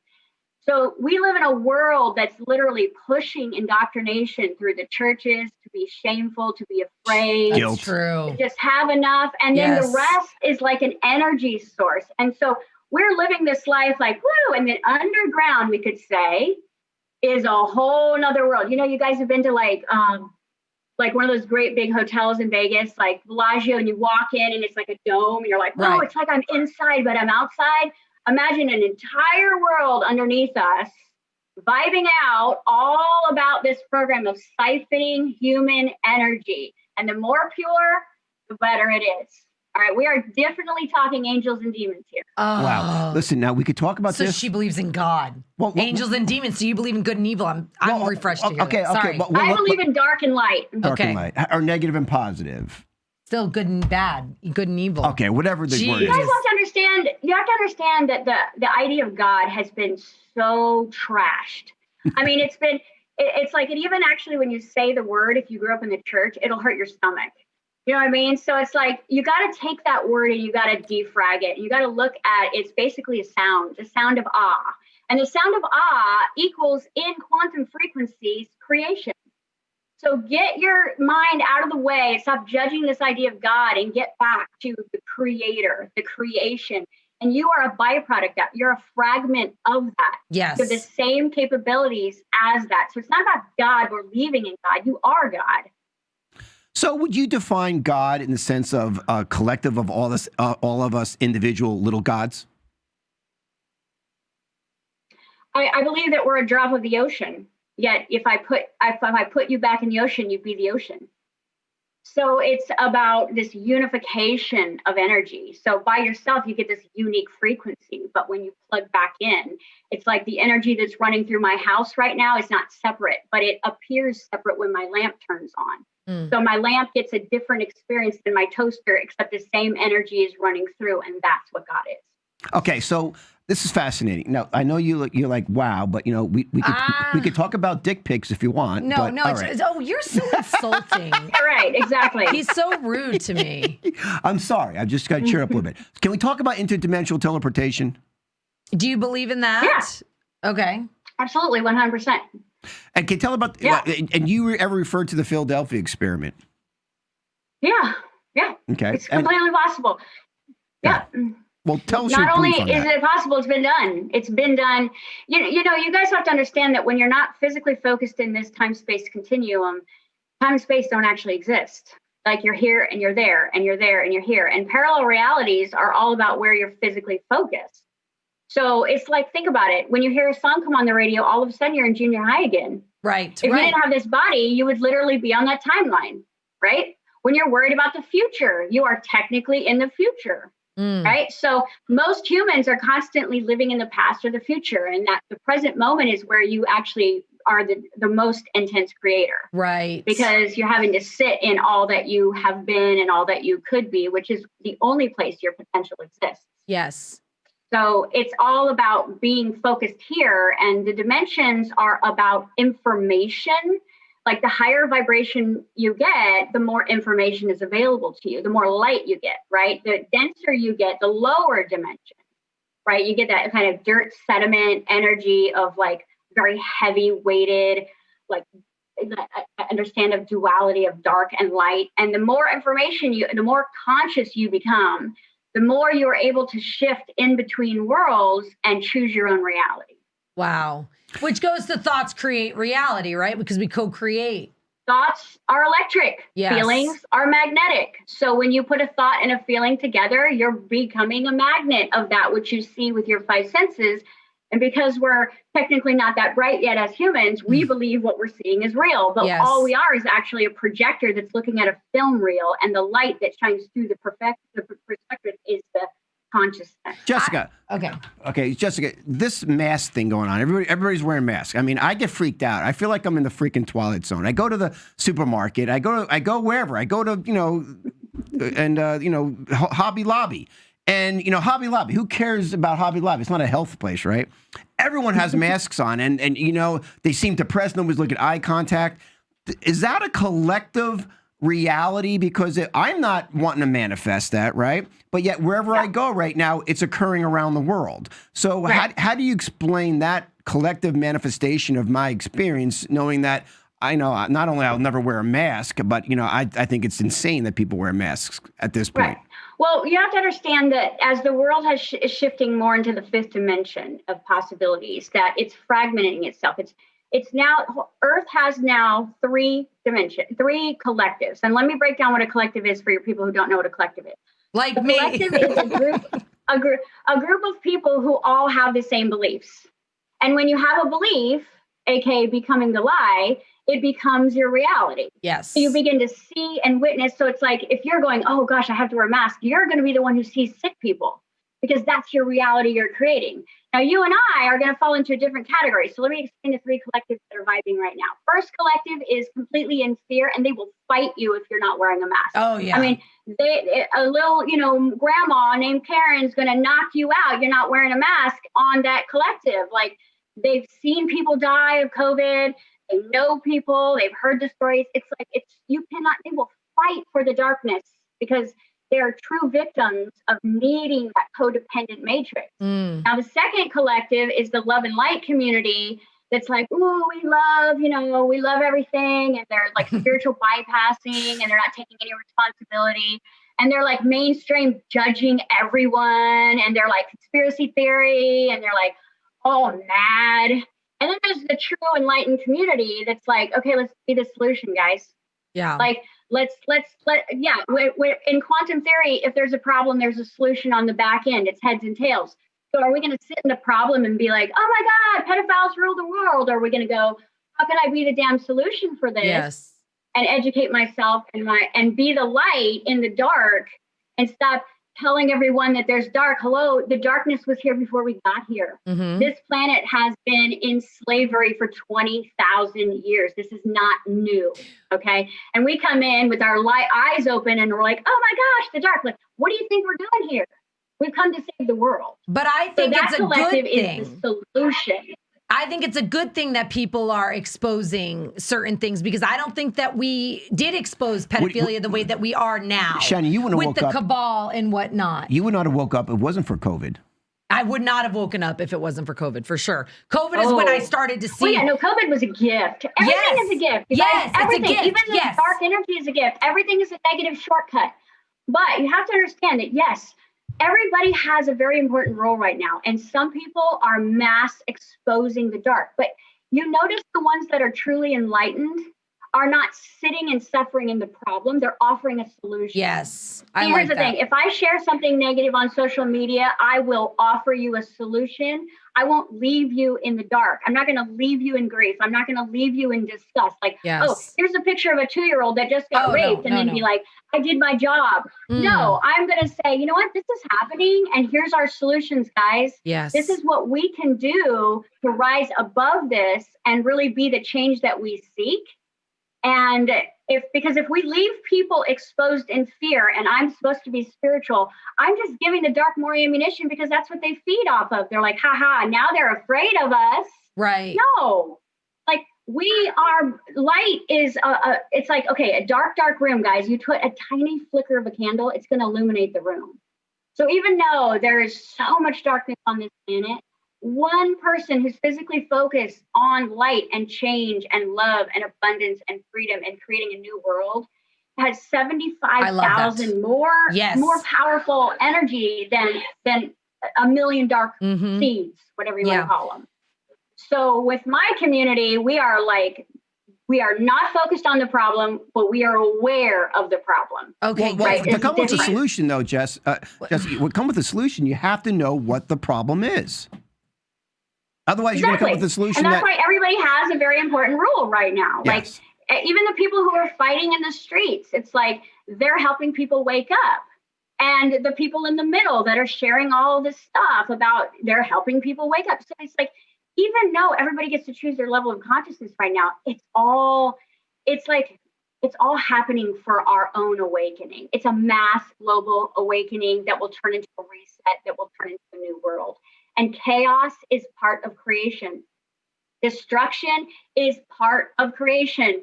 I mean, when a caterpillar becomes a butterfly, it pretty much decomposes and dies in its own metaphysical goo. And then it is rebirthed.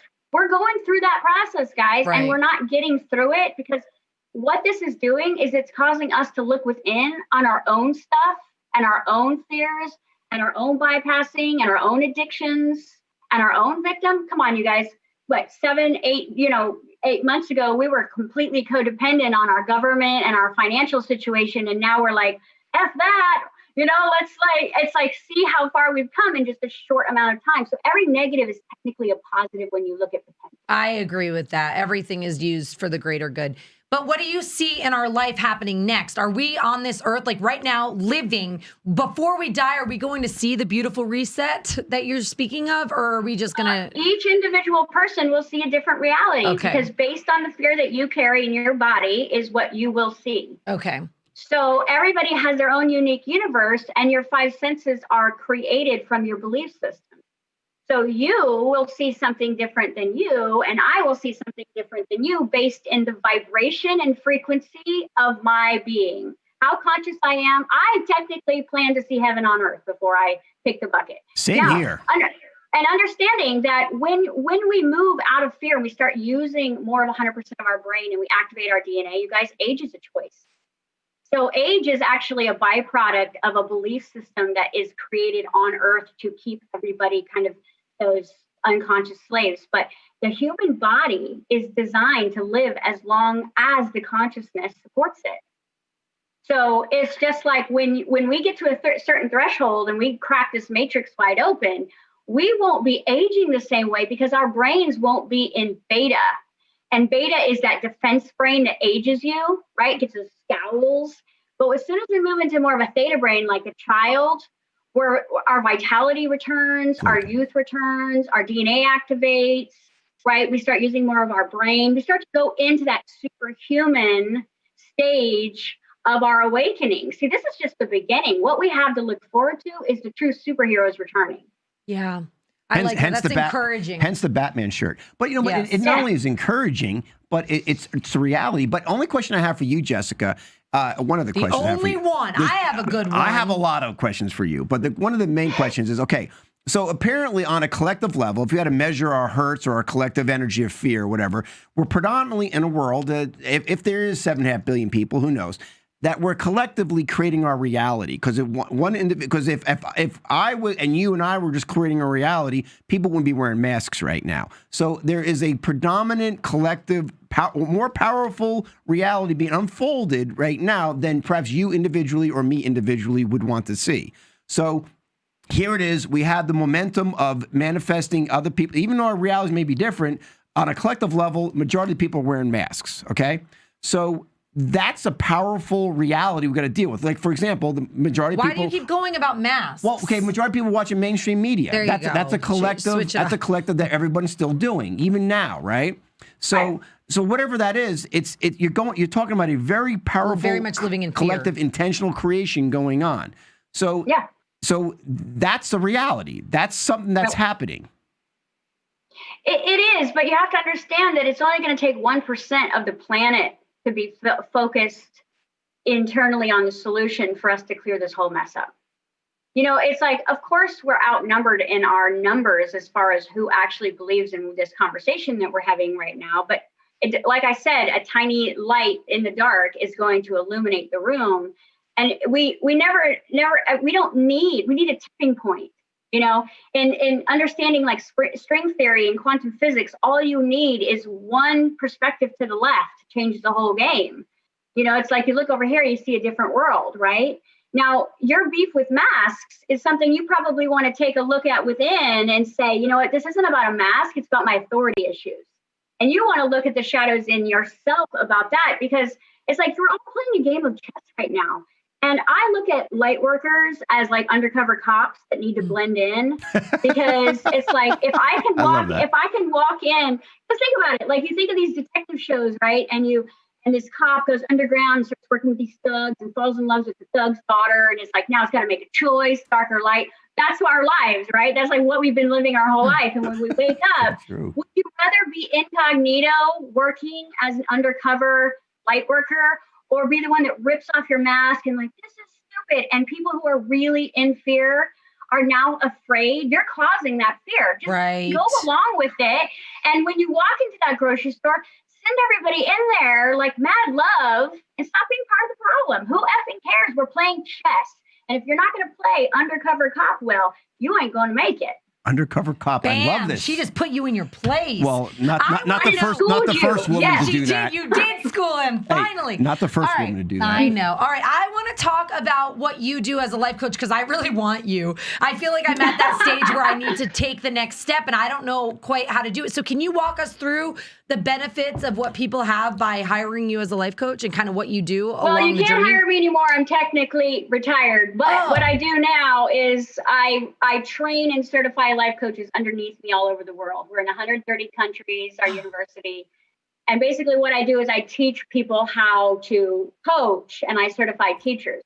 And you can find the list of my practitioners online. But I do offer worldwide workshops. And for me, what I like to do is I like to take this kind of like mentoring away and just act as a mirror of your own potential, and like call out your blind spots and show you where you're in your own way, and show you where your magic is, and show you where your potential is. Like a good sports coach. Like, I'm not going to down your limitations. I'm going to build you up. But the stuff you're strong in, that's what your purpose is. So defining your purpose, to me, especially with the men right now, they're waking up slower than women. Of course. And I mean, come on, I have a university in 130 countries and it's 90% women. Oh my goodness. And the reason why is because men are very visual. And if they don't see it, they don't believe it. Even the guys that are waking up. So for me, this kind of understanding of the divine masculine, it's like, a man doesn't know who he is unless he has a purpose. And if he has a purpose, that's going to wake him up. So purpose is kind of underneath my life coaching, because you need something bigger than yourself to get out of the matrix and to stop looking at your problems and your bullshit money situation. Time, relationships, health, and money, it's all an illusion. So when you master that art, you have to have a carrot dangled in front of you. And that carrot is usually something bigger than you, like a purpose, right? Oh, you want to lose 20 pounds? Now you're going to get your butt to the gym, right? You got to make some money. Now you're getting to your job. So what I do as a life coach is we define that purpose early. And then that's the engine that you will use to get out of your own way. Because if I just say, you need to wake up, what's my incentive? You need something bigger than you. And I think that this whole world unfolding right now is waking up people's purpose. Yes. And it's fantastic. But it's also highlighting your authority issues, your fear issues, your money issues. Like, what's going to happen to our economy? That's a whole other conversation we can have. So because you guys have to understand that everything that we're waiting on, Tesla's free energy, the new economic system of NESARA, it's all in place. As soon as the old finally collapses, everything like buds of a flower will pop up in the spring, guys. And I'm not. Isn't that great? Isn't that a beautiful future? So Jessica, have just encouraged the crap out of me, and I'm sure most of our listeners. It's so nice to hear something so refreshing. Thank you. So, love wins, guys. I'm going to tell you the end. I'm going to cheat and tell you that we win. Yeah, love wins. I just posted about that. So Jessica, so how important is it then for us to learn how to I feel like I've navigated in this three-dimensional world pretty good. I pretty much know how to how to handle the steering wheel. Not so bad this lifetime. So, but how important is it to understand and know of interdimensional teleportation or other potential reality, parallel universes? Or dreaming, if we're in another universe. Or even dreaming. How important is it for us to know all this and go there than it is to learn how to navigate in this three-dimensional world and to bring in the heaven on earth? Well, I think the only thing that really helps you out knowing that this is all a dream is that when you get really in that kind of state of fear and, it's like, oh my gosh, what's going to happen to us? And you start to get blocked and stuck and your nervous system fries out, fight or flight. You can take a breath and be like, this is just a dream. That's pretty much the only thing that's going to help you. I mean, because if you're physically focused in the third dimension, you don't have a high enough consciousness to actually be able to travel interdimensionally, except in your sleep cycle. So I always say, do you need to know who your spirit guides are? Do you need to know what's going on in the ninth dimension? No, you need to know what's going on in your present moment and how you are vibrating. And the threshold of the fear that you have in your body from the memories of the past, your failures, your unrequited loves, when you've made bad choices, if that's all sitting in your body, that's what your focus is going to go to. Right. You're going to see a reflection out of it because everything is mirrored consciousness. You're going to see your secret and your shortcomings and your failures projected outside of you. So I always say none of this ultra-dimensional stuff actually needs to be studied right now because it can be a form of avoidance. But what you should be looking at is where you are vibrating right now. Mm-hmm. And what I want to ask about right that. now. How do we vibrate higher? I'm ready to level up. I'm hungry for it. I can feel that. You're a man. You're a woman on fire right now. Yes, because I'm learning so much. And once you start seeing, you can't unsee. There's no going back. No, you can't go back. Hey, You cannot go back to sleep. Before you answer that question, can we take you into our good news? And you'll answer it. Tommy, give me the stick. I'm listening. It's coming to the hour. We got to see. Now I don't remember my question. You remember your question. Can we take into our good news and maybe you could talk about, as we talk about some of these horrible things going on, you could talk about a positivity at the end of it. Absolutely. All right. Okay. All right. So how does one that's out there right now and they're doing the work and they want to level up, what is the first step of making their vibration higher so we attract more people like-minded that are on the same vibration as us? Love vibration. Mm-hmm. Yeah. Well, the first thing that you have to do is look within. And you have to really see like, okay, so I always try to break it, make it real simple. So look at your money line and look at what fear you have there. And then you want to clear that fear out, right? And that's done with a good mentor to show you like what money actually is. Money is like a metaphor of your self-worth and your value. So you got to clean those things up within yourself, right? You know, what are you doing with time? Time is your ultimate canvas. So if you're pissing it away or not using it correctly, your vibe will be lower, right? Who are you in relationships? Are you getting triggered? Are you resentful? Are you rescuing someone? Right. Are you biting your tongue too much and not speaking your truth? That's going to lower your vibration. And you're going to get thyroid cancer. and other things, yes. And so then you want to look at your body health. It's like, what is the relationship with your own magnetic creator? So it's like, if I don't know what's going on here, or I have abused this or neglected this, we're not going to be good vibrational partners. So you want to clean up your vibe in all those areas, but you've got to kind of look at how you are vibrating. So when you're doing quantum life coaching, it's all about responsibility. Okay. And I break that word down like the ability to respond. Can you actually look within and take full responsibility of what you're doing? Because the ego loves to blame, but nothing's happening outside of you. It's an illusion.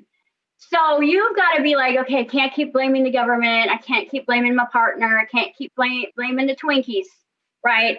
I can't keep blaming my credit cards. I have got to be the one who is going to change my behavior. What's the best apology? Change behavior.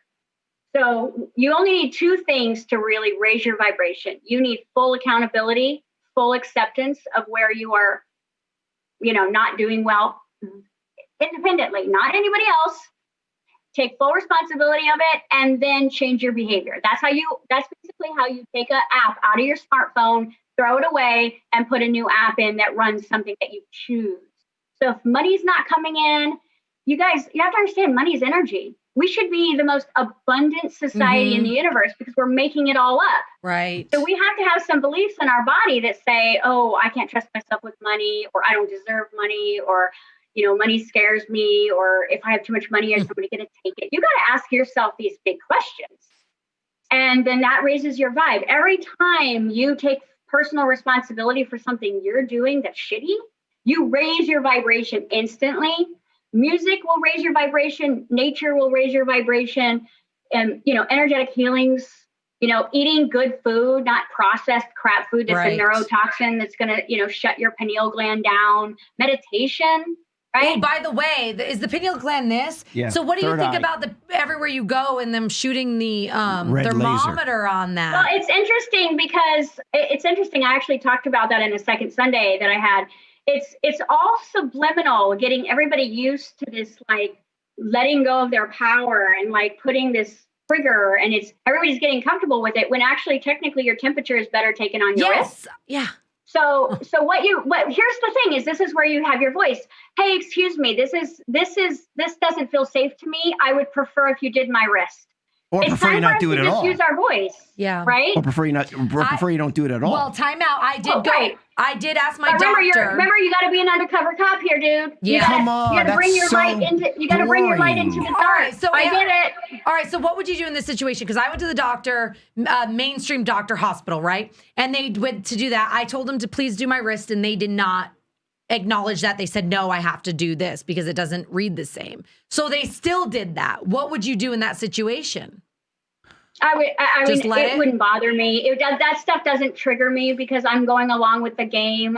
I mean, I'm infiltrating from Are you going to take the vaccine? Are you going to go along with the game and take the vaccine? Hell no. Well, that's going along with the game, Jessica. That's going along with the game. You got to be the detective. No, but here's the thing. That's different. That's not wearing a mask. But the thing is, I personally would never create a reality where that happened. Like, I live so off grid right now, and it's just like that would not even be a possibility in my universe. And I think that the people who are going, oh, should I take the vaccine? They're probably going to be the ones that take it. But I will tell you that I know a lot of stuff what's going on politically right now, and that's not even going to that's not even going to happen. I believe that too. That's a fear tactic, you guys. I hope so. It's not going to happen. I don't even necessarily think there's. Oh my gosh! Then can we be so blunt to ask you if you think that like Bill Gates and he's part of this bloodline, this Luciferian agenda?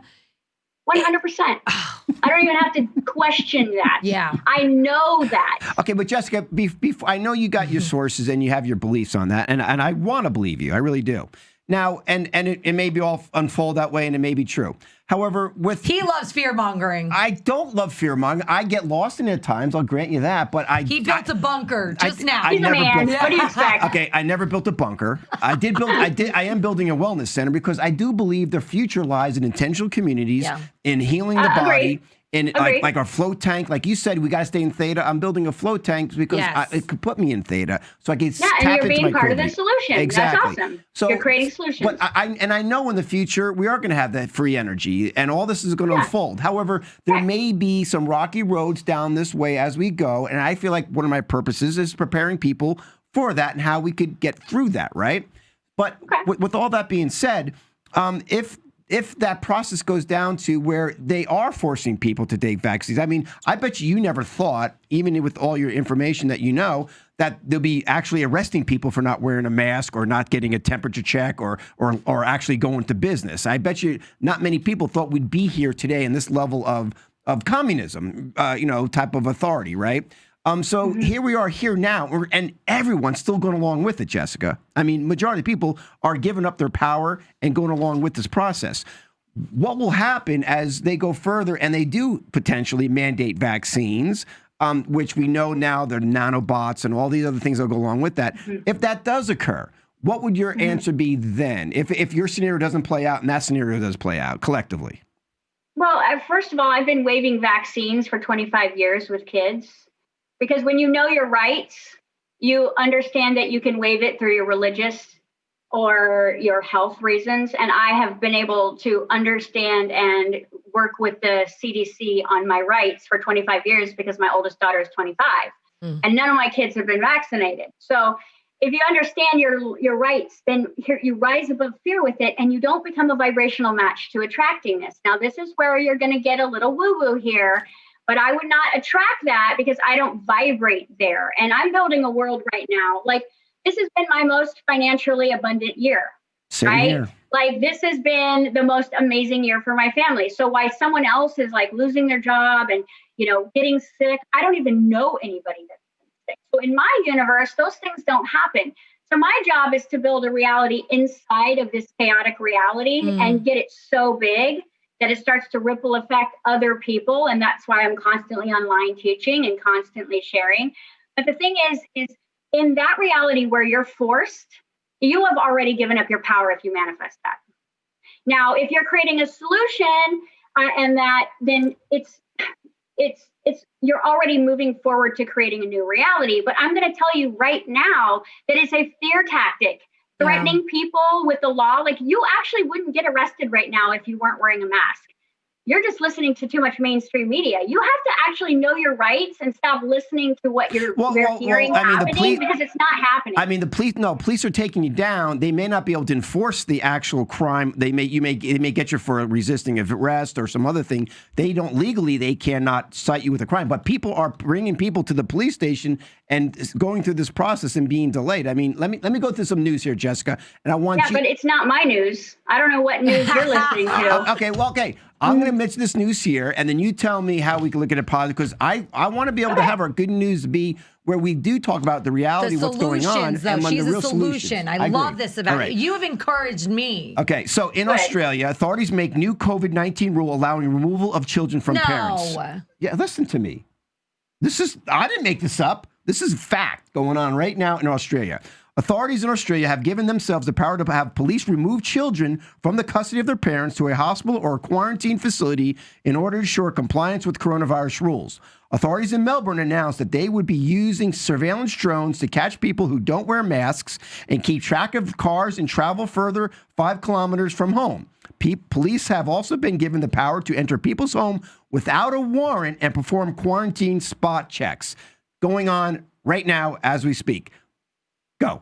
And where did you hear this source? This is coming from E. Edward Griffin, who vet out all this information. My friends from Australia, they're on here. They'll tell you this is going on. Sean,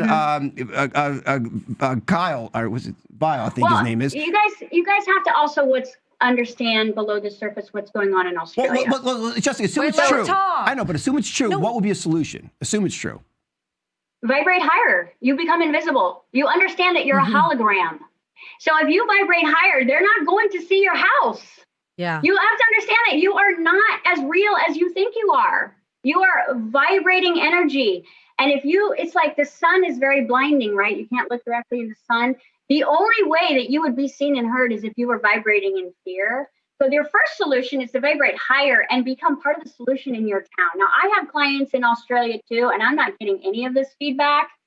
I'm like, business is normal. My kids are going to school, so we're not even wearing masks in my little town. So it's like, again, it's like parallel realities exist within Earth right now. And you're looking at one parallel reality. But you have to understand what all the areas that are being super enforced right now, if you look at it's all political of what's going on underground. Australia has the biggest networking of sex trafficking on the planet. It is where most of it is going down and intersecting. Think about it, you guys. What was Australia a couple hundred years ago? It was a jail. They built all this underground cities, just like Denver, and it hooks up to Yellowstone. It's like, it's all going down. So you're going to notice where everything is a little bit more under the influence of surveillance. Right. Is where they're trying to keep people in fear and not leaving. This is going to bust wide open right after or before the election, guys. This is going to be a short-lived thing. And that's fine. And like a lot of Australians watching are saying, yes, absolutely, this is all true. However, that's the reality that we've created here. Who to said that? Experience that. Brett did. Look at that. No, I get it. I get it. Okay, but now we also had guests in Australia said that Australia, like you just said, is a testing ground for the rest of the world, and so they may be much more authoritative right now. I mean, exactly. Well, let me ask you a question. You have children, right? 5, yeah. If the same law right now was passed, which I believe it potentially could be if we don't shift this quicker than later, like in Australia, that they literally can take your kids from your home, take them to a quarantine place, maybe FEMA camps, who knows?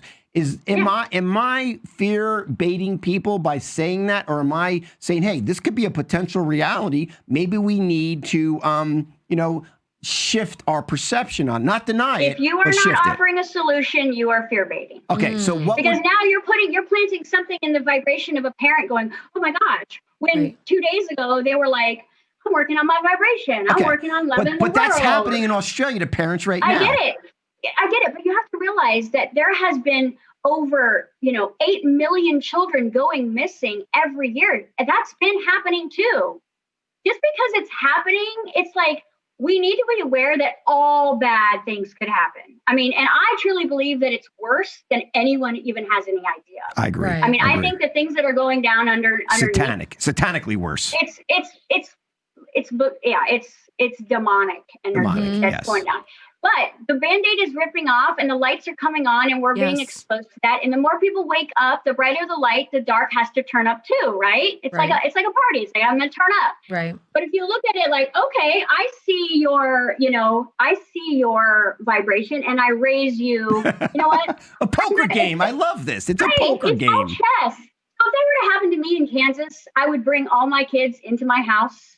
We would literally raise our vibration. We would meditate together. We would vibe higher. We would send love to the community. We would not go into fear because that's not who we are. Because a tornado would hit all the other houses except yours because you guys are not attracting that level of frequency. That's the answer, though. Well, you have to understand if you understand parallel realities. Yes. I'm not blowing my own whistle going, I'm some high viber. I'm saying that I do have that power to create above.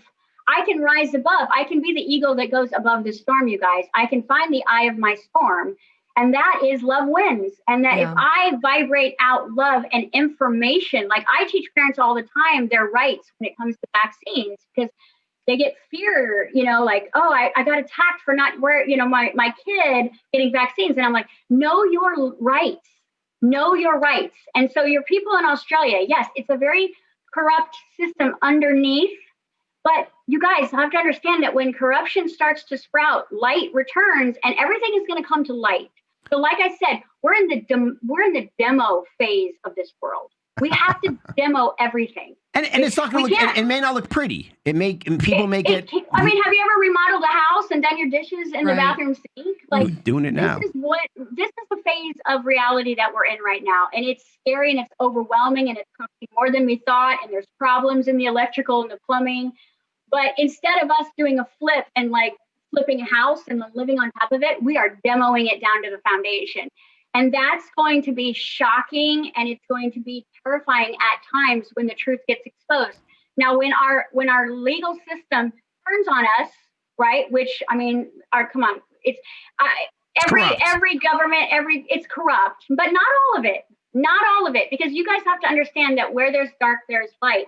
And there is a federation that is not in the mainstream news that is working big time Galactic? Up against this dark and against this Galactic energy. Federation, which I believe to be true Galactic too. Federation of Light. We're going to get real Star Trek here. Okay. It's basically the star system of 12 different alien beings that are working collectively to help Earth through this ascension process. And the reason why they're invested in Earth is not because of our petty little humanness, but Earth is a living library.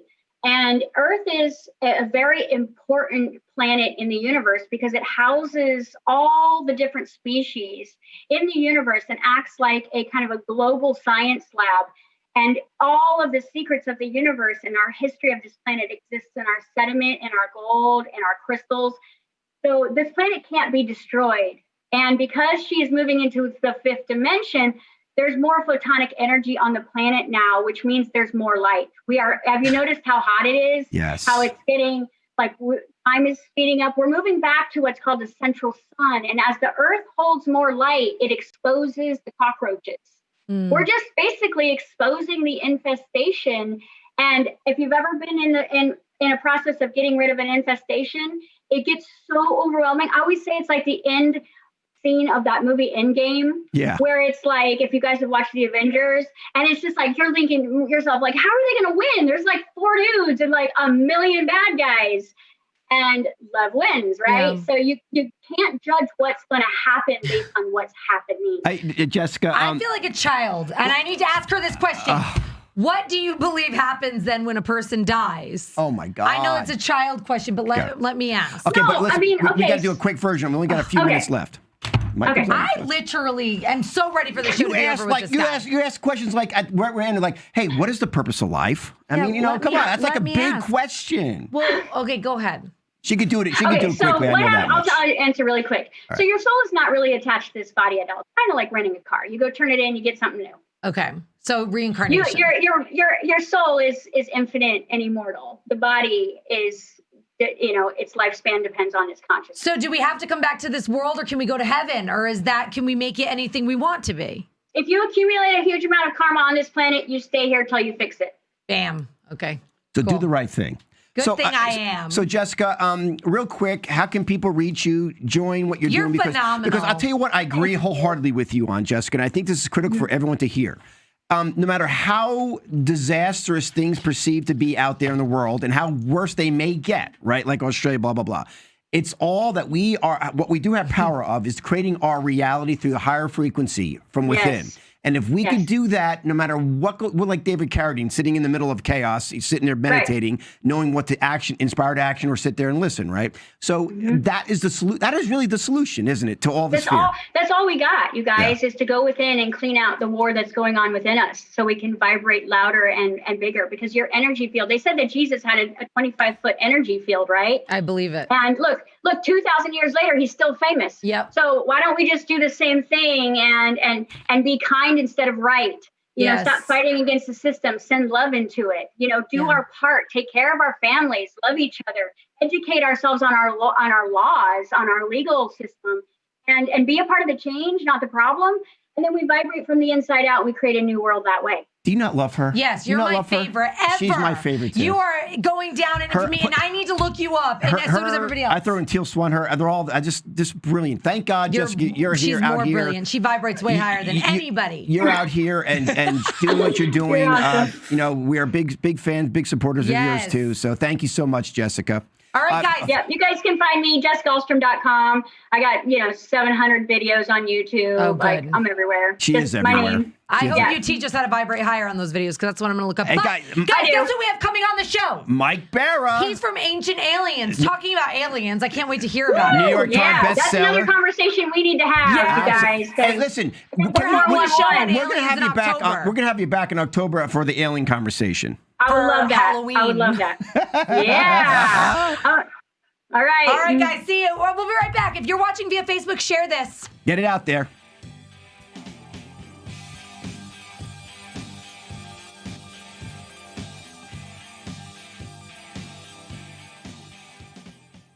Influenza viruses cause upper respiratory infections. So even if the vaccine wasn't contaminated at all, why would you give the most susceptible people an upper respiratory infection? Yes. In order to prevent an upper respiratory infection.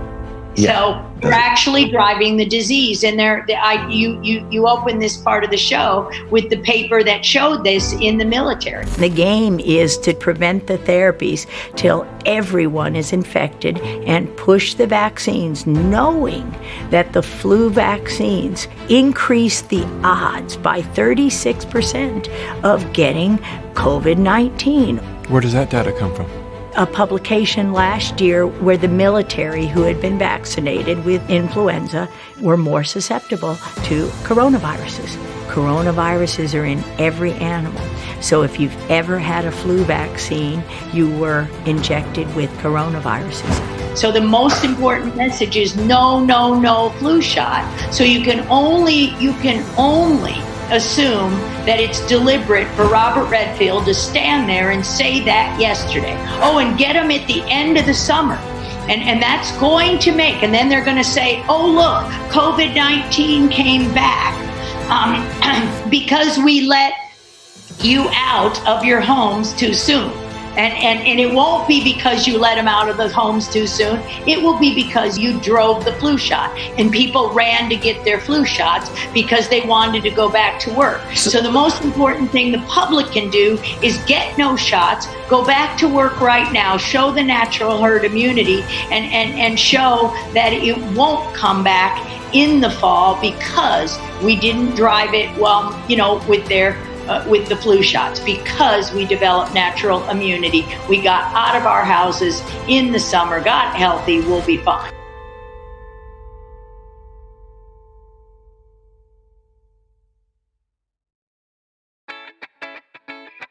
It's the perfect hour, and the stars are aligned. These conscious superstars are here to brighten your day. Listen to their stories as they connect, motivate, and build you from the bottom up. It's inspiration time with our awakened stars.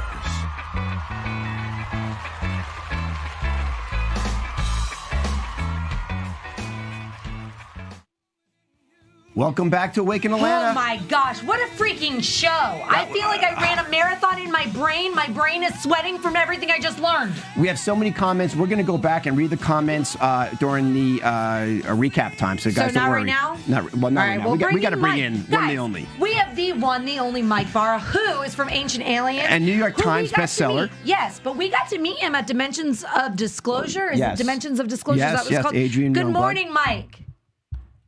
Good morning. How are you guys? And it is morning here in Seattle, I'll tell you that. Oh my gosh, you got up so early for us. Thank you, Mike. And also look at that spaceship in the background in Seattle there. No, that's not a spaceship. So silly. Oh, it's not a spaceship? Yeah. But did you hear our show by chance? Were you listening in at all when you heard Jessica? And she actually brought up aliens and everything. So Mike, I was not here. I was in the shower. So. Oh, okay. Okay, so Mike, listen, this is fascinating, this interdimensional world that we live in. Now, you've been on speaking your belief about aliens and interdimensional realities for a long time now. So when you're kind of you're breaking in people new who for the first time hearing about this, it's probably pretty, I don't know, scary, or, people are like, you're crazy, right? So is there a to-go-to formula that you use when you meet somebody and you're just trying to break them in and say, okay, this is how our reality really is? You break them in slowly. You break them in slowly, or you just jump right in, sailor? Well, yeah, I mean, it's interesting because I get the question a lot of times, what's the strongest proof you have that aliens exist? And my answer is always, the only proof I need that aliens exist is the fact that we exist. Because if you look at the vastness of the universe, and most of us don't appreciate it. I mean, there's some great videos on YouTube where you can go and they take a Hubble picture and they focus on a very small, tiny corner of a picture, and they keep zooming up, and there's just billions and billions of stars there. And when you look at the size of the universe, I just say, look, if this has happened here, even if this is a complete accident, even if there's no God, even if there's no intelligent intervention in the creation of the human race, this has to have happened thousands, millions, billions of times elsewhere in this universe, not just in this galaxy, but in this universe. So, I mean, I think that that's the strongest thing you can say. Of course, aliens exist. The only question is, are they here, and what proof do we have of it? And the answer to are they here is, I think, yes. So, okay. Shannon, you want proof? Well, yeah. Well, ask I mean, I just don't. You don't want proof. Oh, I don't? Trust me, Shannon. You don't want proof. Those guys show up, and I don't want proof. Oh my God, you're scaring me. Well, there's good abduction experiences and there's bad ones. You know how you tell the difference? Your butt. Well, if you wake up face up, it's probably going to be a good one. But if you wake up face down, oh my gosh! I thought the old anal probe. I thought you said that you were an alien. Are you not? I'm sure he was jesting, Shannon. I am not an alien. You that I are know. not an alien. Okay, so Shannon takes it very literally, Mike. Just remember that. I take everything literal. You can tell me anything. I'll believe it. I didn't say alien. I said something else that starts with an A. Okay. Okay, so where do you stand on like parallel universes and things like that? Well, I think that they probably exist. To me, the issue is, are they even relevant? I mean, look, again, we've barely explored any of our solar system, and that's what a lot of my books are about, is about looking at pictures of the moon, looking at pictures of Mars, and seeing things that are obviously artificial structures on those planets. And we barely even know anything about that. So the idea of, wow, parallel universes, sure, I think it probably exists. There's probably, a lot of people think that timelines break at certain times. And we're getting a lot of weird stuff. Like a lot of people who I was pretty sure died 10, 12, 15 years ago are recently dying again, and Richard Dawson, who used to host Family Feud, died in 2012. And my brother's like, dude died in like 2003. I remember, reading about it. And those aren't just internet rumors. It's not just since the internet age that this started happening. So there's probably parallel timelines out there where there's another you and another me, and dimensions of disclosure went a different way, or it didn't happen at all. And as we make choices, there's this argument that another universe is created for each one the of our daughter universe or something. Yes. Yeah, but I guess the thing I'd say is I don't know that it's necessarily relevant, because we don't live in that existence. We live in this one. Right? So, well, time travel. So as long as we're here. Well, time travel, Mike, will be relevant, would it not? Well, it would be if it's possible. I'm a skeptic on time travel. I mean, people say it happens, but here's the thing you have to remember. From the time we started talking, the Earth has moved basically thousands of miles through space, right? And every second it moves farther and farther through space, and it's spinning. So everything is in a different place than it was a couple seconds ago. And it's orbiting around the sun, and the sun is moving through the galaxy in this wavy, weird, spiraling pattern. And it's moving at thousands and thousands of miles an hour. And the whole thing has been in motion since the dawn of time, and we don't know when that is. And given that what you have to be able to do is not only pick a specific time, but then you have to figure out exactly where that place is, right? In order to transport yourself back to 5 minutes ago. Where the hell is that? That's hundreds of thousands of miles back that way.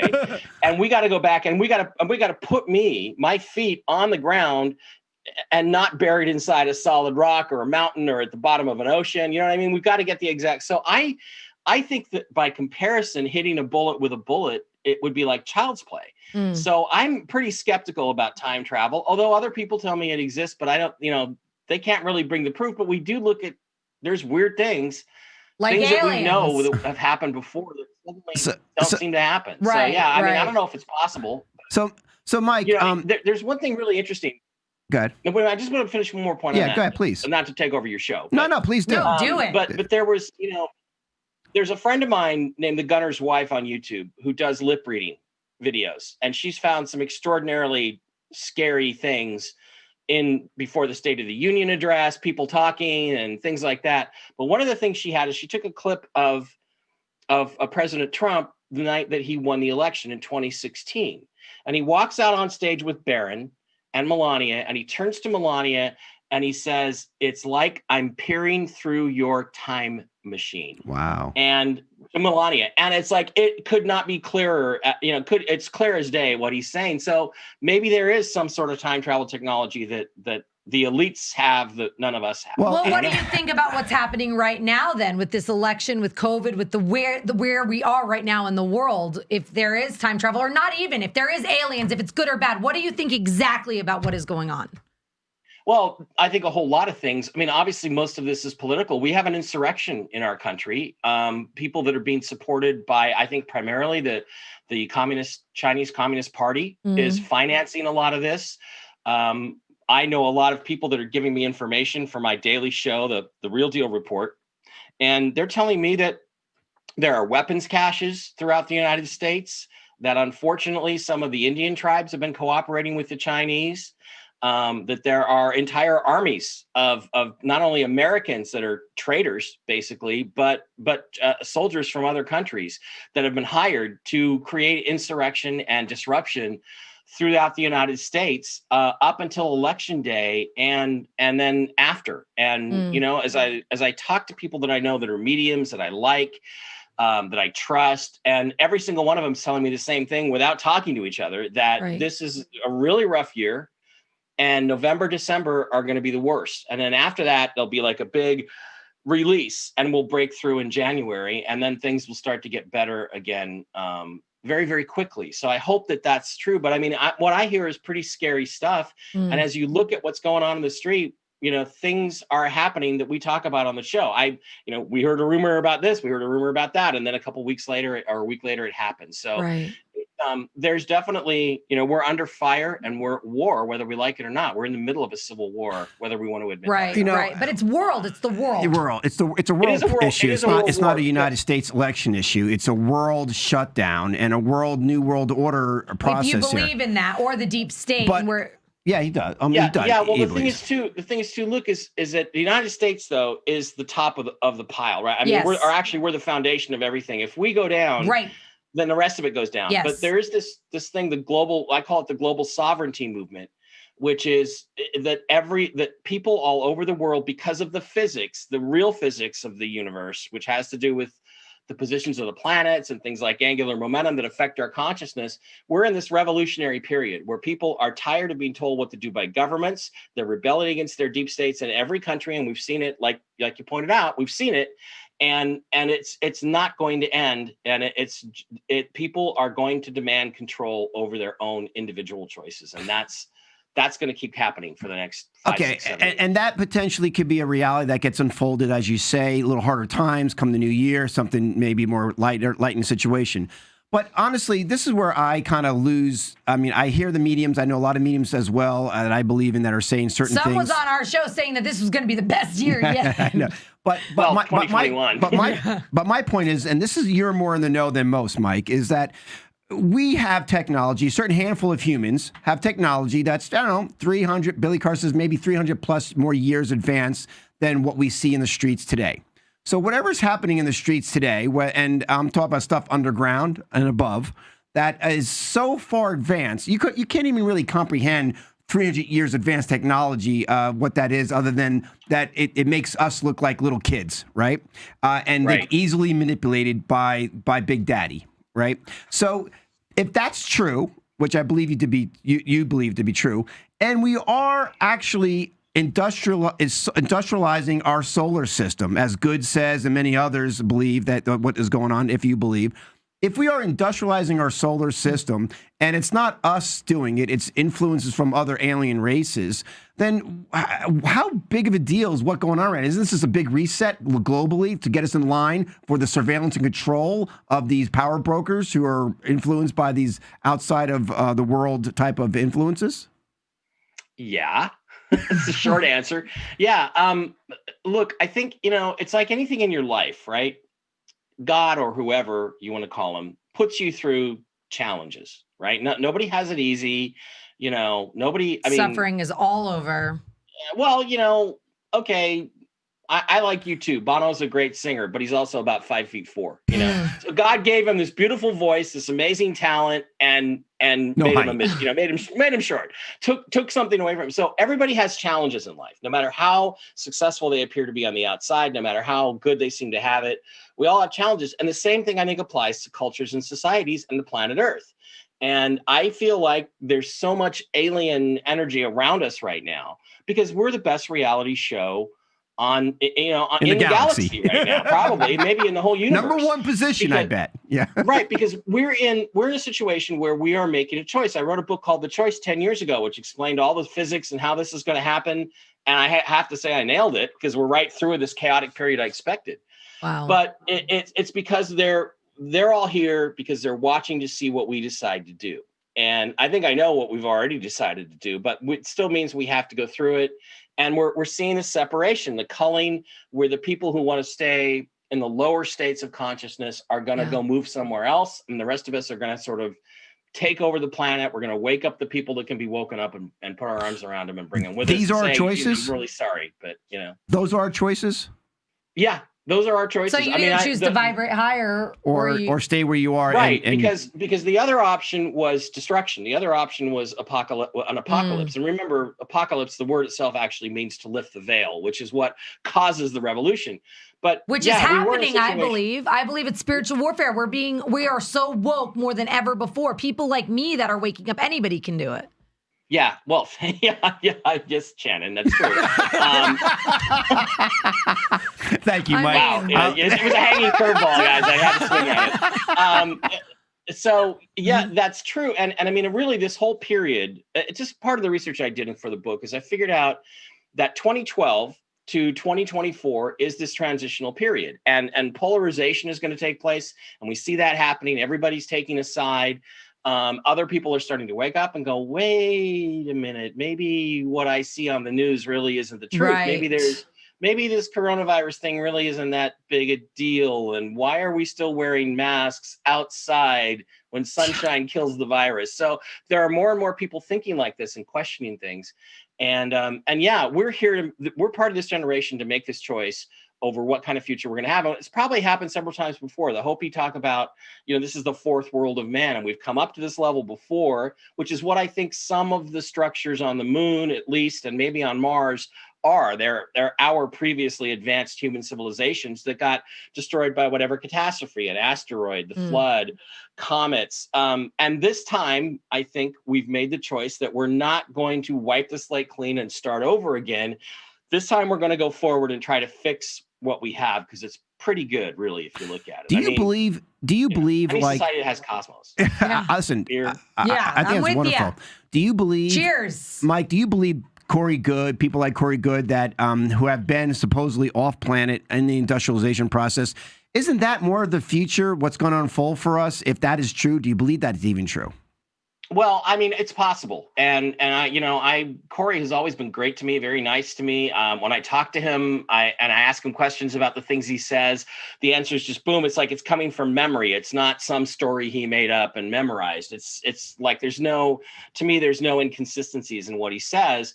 So I like him. He has no proof. And even Corey has admitted he has no proof. And that's great, because what that shows is that he has integrity. Right. As opposed to the people that are attacking him all the time. Now, maybe a couple of other people you've mentioned previously on the show here earlier. There's a lot of sketchy stuff out there. There's a lot of people who are scam artists and charlatans and have been arrested for identity theft and things like that. And I don't trust them. But Corey, I think is a pretty good guy. Are any of these people aliens? No. Why do they? Aren't we all aliens? No, I want to know. Have you ever met a freaking alien? Are there good aliens? Are there bad aliens? How do you how are we even talking about this? How do you become an expert in aliens if you've never even known an alien?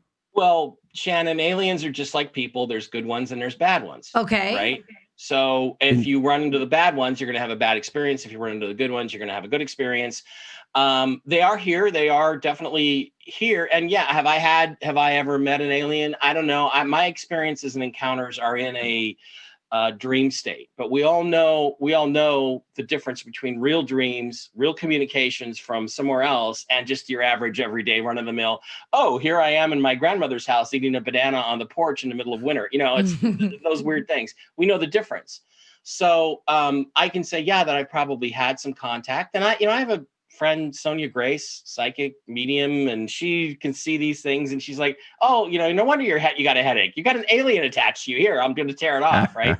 So all these things happen in these other realms that are slightly to the left or right or above us, and we have experiences that way. So I would say, yeah. I mean, the reason I was born this way. I was born fascinated by aliens. Mm-hmm. That doesn't. It wasn't That's like your purpose. Star Trek. Yeah, it wasn't like Star Trek and Lost in Space made me curious about space and aliens. I already was. That's why I watched those shows when I was a little boy. So, I just think like what you guys are doing, you're born into this to a certain extent, and you're doing, I hate to say the Lord's work, but you're doing what you're supposed to be here to do, to wake people up down there, in Atlanta. Yeah. Well, and all over the world. Oh, and Mike, listen, I hear you, and and Shannon dreams of insectoids, alien races all the time. I don't even know what that means. Okay, so that was probably an insult, though, huh? It wasn't an insult. It was a funny thing. Okay. All right. So, in reference to Corey Good, real quick, just to tracking that. I mean, he could have evidence. It's just, don't you think if he shared evidence, he would probably disappear?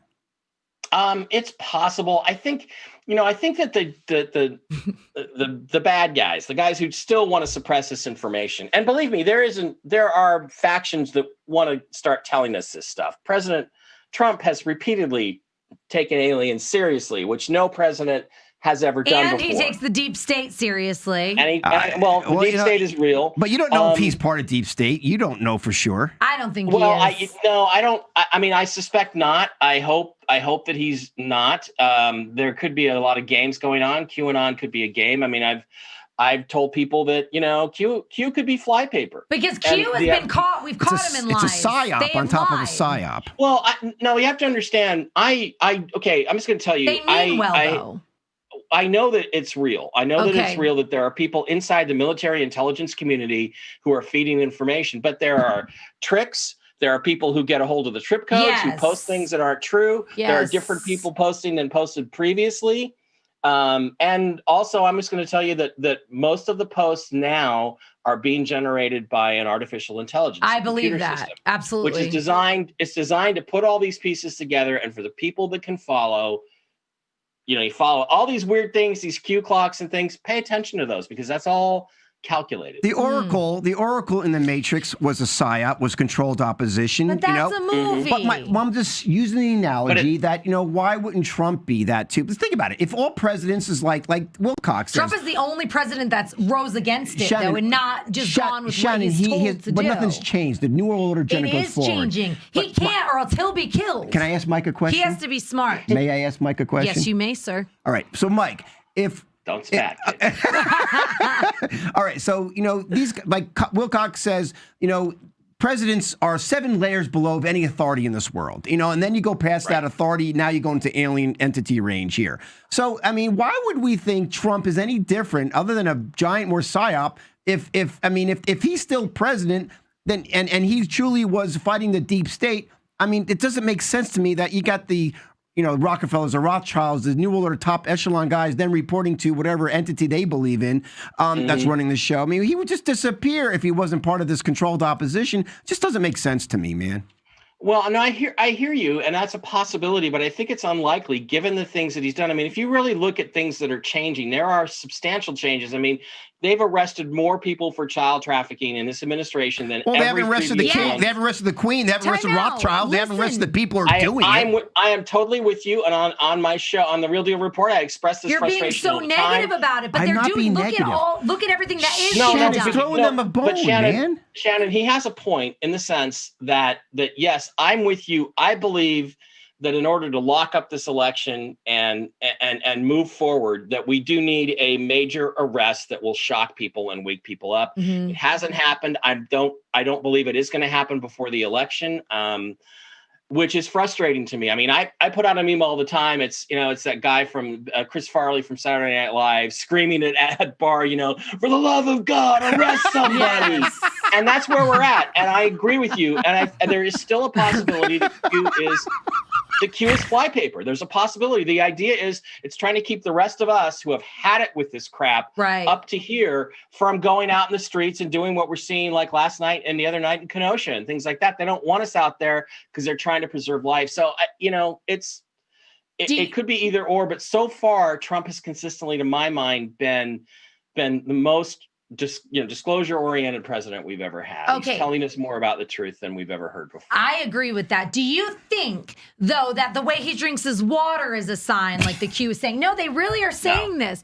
Or like, okay. It's just smoke and mirrors. Listen, guys, listen, I believe all elections are selected. I think they have control of the election, of the electronic process, where whoever gets control, Bush created it, whoever gets control of that. They didn't expect Trump to win, or you think they did? The Army gave him control of it. So all you vote doesn't matter, in my opinion. It's whoever just has this control of the electronic, they can sway whatever votes they want. So they know who'll be the president. Well, I envision a landslide for Trump only because Trump's true colors are going to come out after the election of being the New World Order Nazi who's going to shut everything down. Way to be negative. Nancy. Go ahead, Mike. What were you going to say?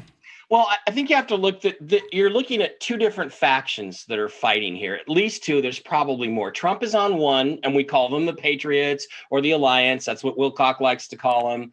And the cabal. And the cabal have been in charge for like 2,000 years. Yes. And they are bad dudes. Yes. And they are doing terrible things. And I can tell you about, what I've heard about the underground operations in LA and New York, and it's terrible. It's going to be incomprehensible to people, and they literally couldn't handle it if we told them the truth right now. Right. Maybe we never will tell them the truth. They need to hear the truth. They need to hear the truth. Some people aren't ready to wake up. You got to be ready. Go ahead. I'm just saying, I think the Trump faction is far more benevolent. It's possible that we're going to be given complete freedom, or we're going to take complete freedom.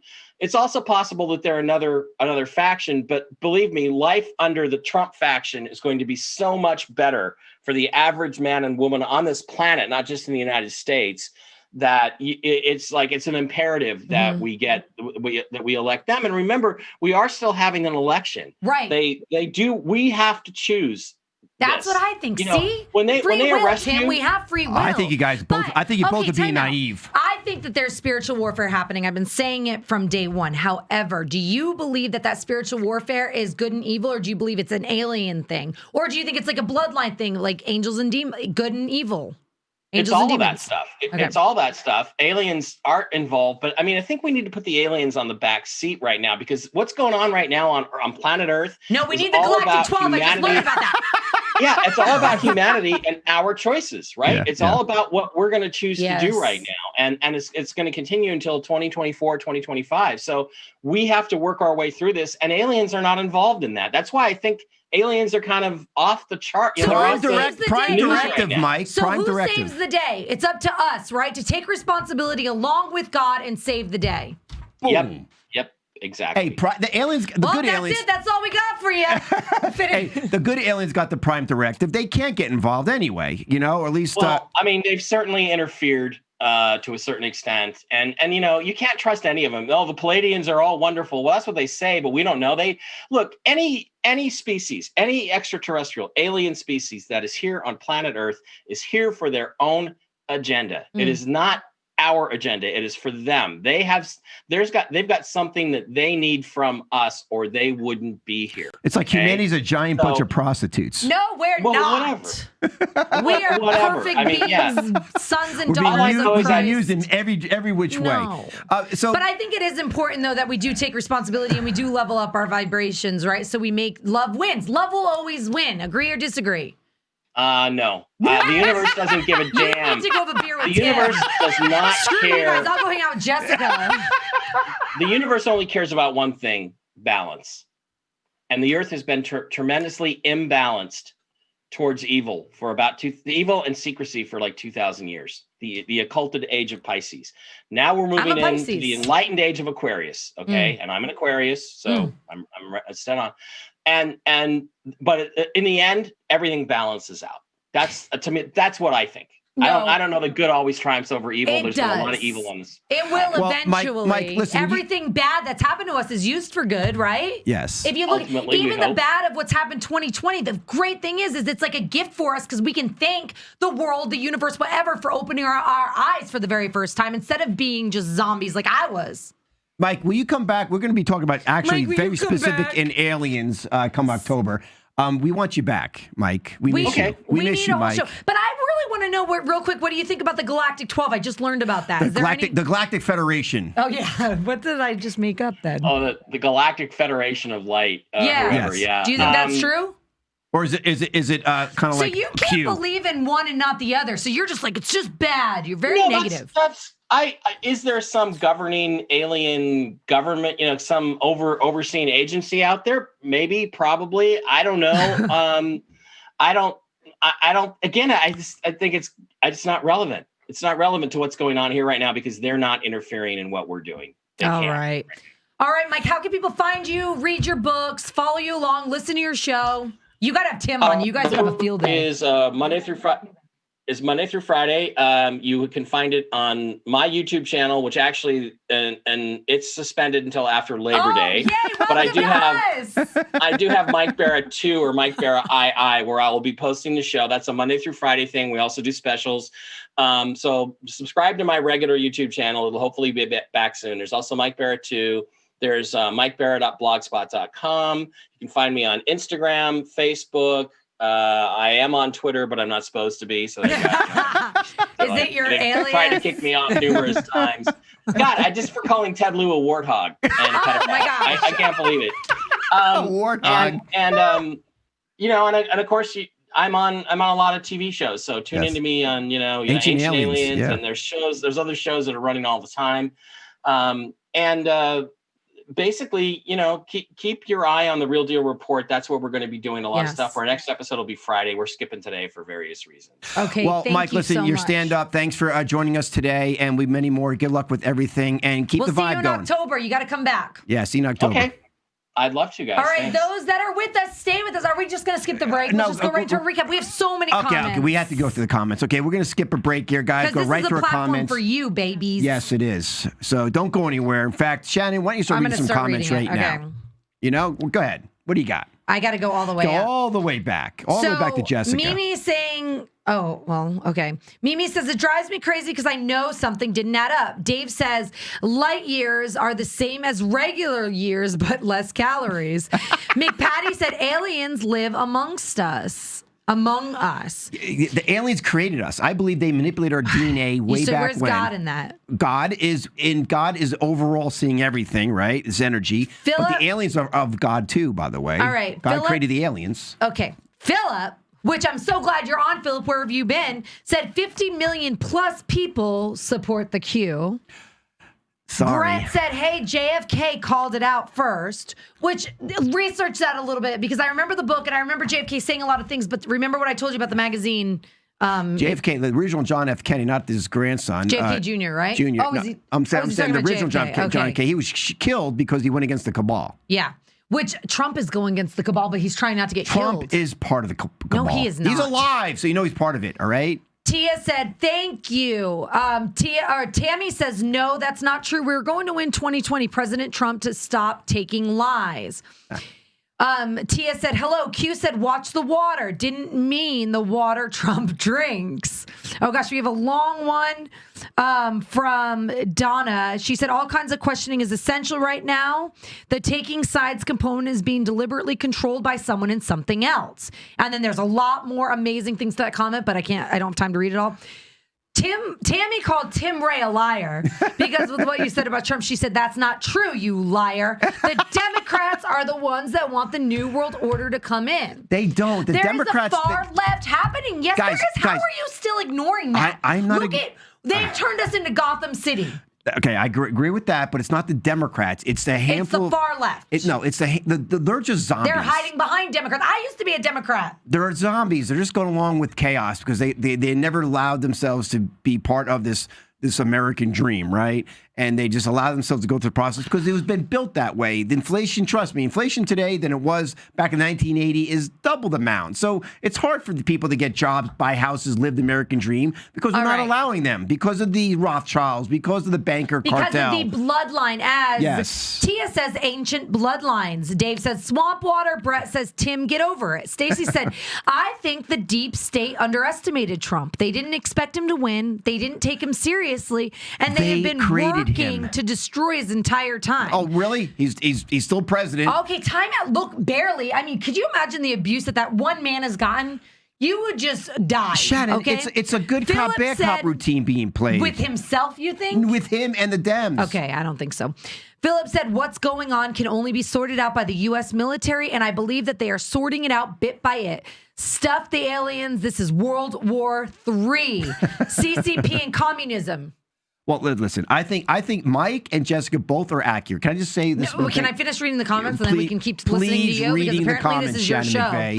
Tia said, aliens and demons have no power here. Human beings have to take the power of choice back from the Garden of Eden. Tia. Yes, I like that. Nina says 2020 vision. Brett says, I think the aliens are playing a major role in this good and bad war. Philip said, the hermit. Most believe abduction ever written, but they do. Billy said, recap. Both guests were great. I will say I believe in multiple realities. I believe I died last year and was inserted into a new matrix with choices and new thought processes. This is my world. Tim and Shannon are just existing in it. Stacy said there is a video of Lori Lightfoot, mayor of Chicago, telling people they need to accept the new world order. Wow. Georgia said, I believe this is our planet. It is our duty to bring the highest love, the kingdom of God, to this realm. Amen. Humanity rules. Oh, all right. Now you can speak and bring us all back down while we're all trying to vibrate higher. Listen, I was just going to say the opposite. Okay. Oh, you know what? That was very mean and rude of you to say that to me. You know what? You get over it. Yeah. All right. So I thought Jessica was out of this world. She's solution. She was love wins. Okay, but I do think there's a certain reality going on, and I understand how she creates her reality. That's what she sees. But you can't deny these other realities going on right now on a collective level. However, the solution is exactly what Jessica said. We got to learn how to raise our vibration, frequency, increase it with love, and things will not come in our frequency. However, at the same time, you can still acknowledge what's going on, help stay in this three-dimensional world, help change policy, get involved in the protest, do all that stuff. I think that's all necessary. At the same time, keeping a very positive, loving feeling about it. Do you think that you don't like Trump because he has got no room in your kingdom that you're building? Okay. This is why you surround yourself with all women and like all these people love Trump. Truth be said. Go. I'm from New York originally. He's from New York. I get his ways. I respect how he handles things prior to COVID. I liked how he's in there. He didn't care. I like how he calls out reporters. I dig Trump's style. Okay. What I don't dig is the reality that this guy is playing a psyop on us, I believe, working with the deep state, playing good cop, bad cop, controlled opposition, whatever you want, because he's still reporting to the cabal and the banker cartel. How do I know that? He surrounds himself with these banker cartel families units, and they move them forward. And I do believe all elections are by computerized now. All right. Whoever gets control of it picks who will be the person, be the president. I don't agree with that. And I think Trump still has it because I believe this is a psyop being played because right now, Shannon, we're still locked down. We're still wearing masks. The New World Order is still going forward. No, we're not. Have you been locked down? Are you locked down? Are you wearing a mask? Shannon, what is your world? Your reality? What she said. Shannon, I can't go into certain stores. So what?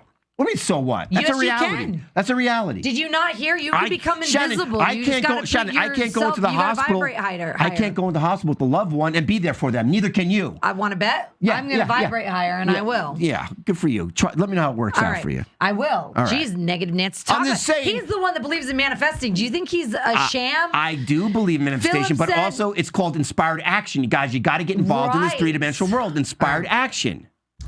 Billy says, who is Tim going to vote for? Okay. Philip said, we need a change, but not a negative new world order. Slavery and big pharma dependence is bad. I want to talk about that. Everything goes back to this freaking big pharma, to who bought it out, who created big pharma. Go.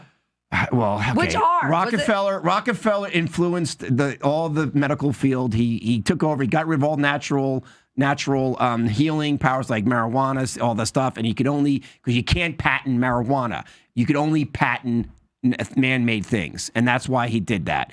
And now, speaking of that, do you know the latest information on the COVID being a man-made bioweapon? Now that there actually had to been a bioweapon because now there's patents on COVID and all coronaviruses. Which we've known this. What are you talking? That's not new news. But it's all man-made. We know that because they had patents on it. We know it didn't come from a bat. It's just another reason. We know that they gave Wuhan $3 billion or $1 million? We know that it started here in North Carolina.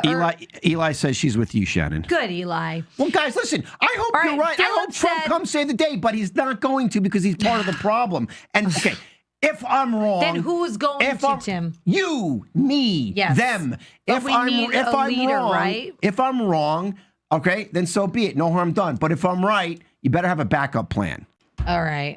How many minutes do we have left, Ashley? One. What are you doing this weekend? Are you going to have a safe, happy weekend? Listen, I'm building I believe in humanity. I think everything Jessica was saying, we are going to have Tesla. It's all going to be beautiful at the end. But as we go through this process of things getting worse potentially, let's do it together, holding hands, arm to arm. Let's go in this together. Let's not divide anymore with Black Lives Matter and all this crap going on. I'm going to divide from those who don't suit my family. I'm going to do better. That's what's problem with the United States right now, or the world, is we go along just listening to these people. Shannon, I'm going to do better. I'm going to try to wish these freaked out, scared people every day. Wish them love much as I can. You know what we should all do this weekend? Can we make a united intention, and maybe we can all have a cheers together, and we can get on Zoom or Facebook Live or something with our whiskey drinks and do a... What if you don't drink alcohol? Or not. You can have your green juice. I'm just saying what I'm going to have. Why do you have your green juice? Oh, gosh. We can have a united intention right now that we just rise above this all together and we vibrate higher to bring those that we love along with us. I think it's a beautiful thing, Shannon. All right. I love you guys. Have a safe weekend. Guess what our show's on Tuesday? Real quick. Ashley, go.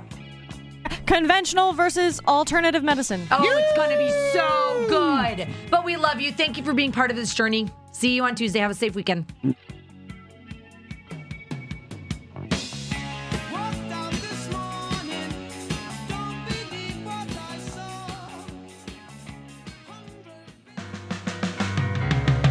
You've been listening to Awake in Atlanta, a conscious way to start your day. Catch us live Monday through Friday from 6 to 9 a.m. Eastern.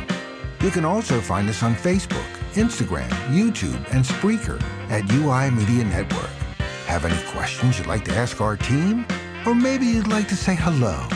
Write to us at awakenatlanta@uimedianetwork.org and get a chance to be featured on our show.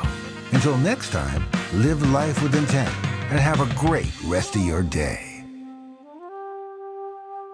The United Intentions Foundation and its associates take no responsibility for the opinions and statements made by the talk show hosts or their guests.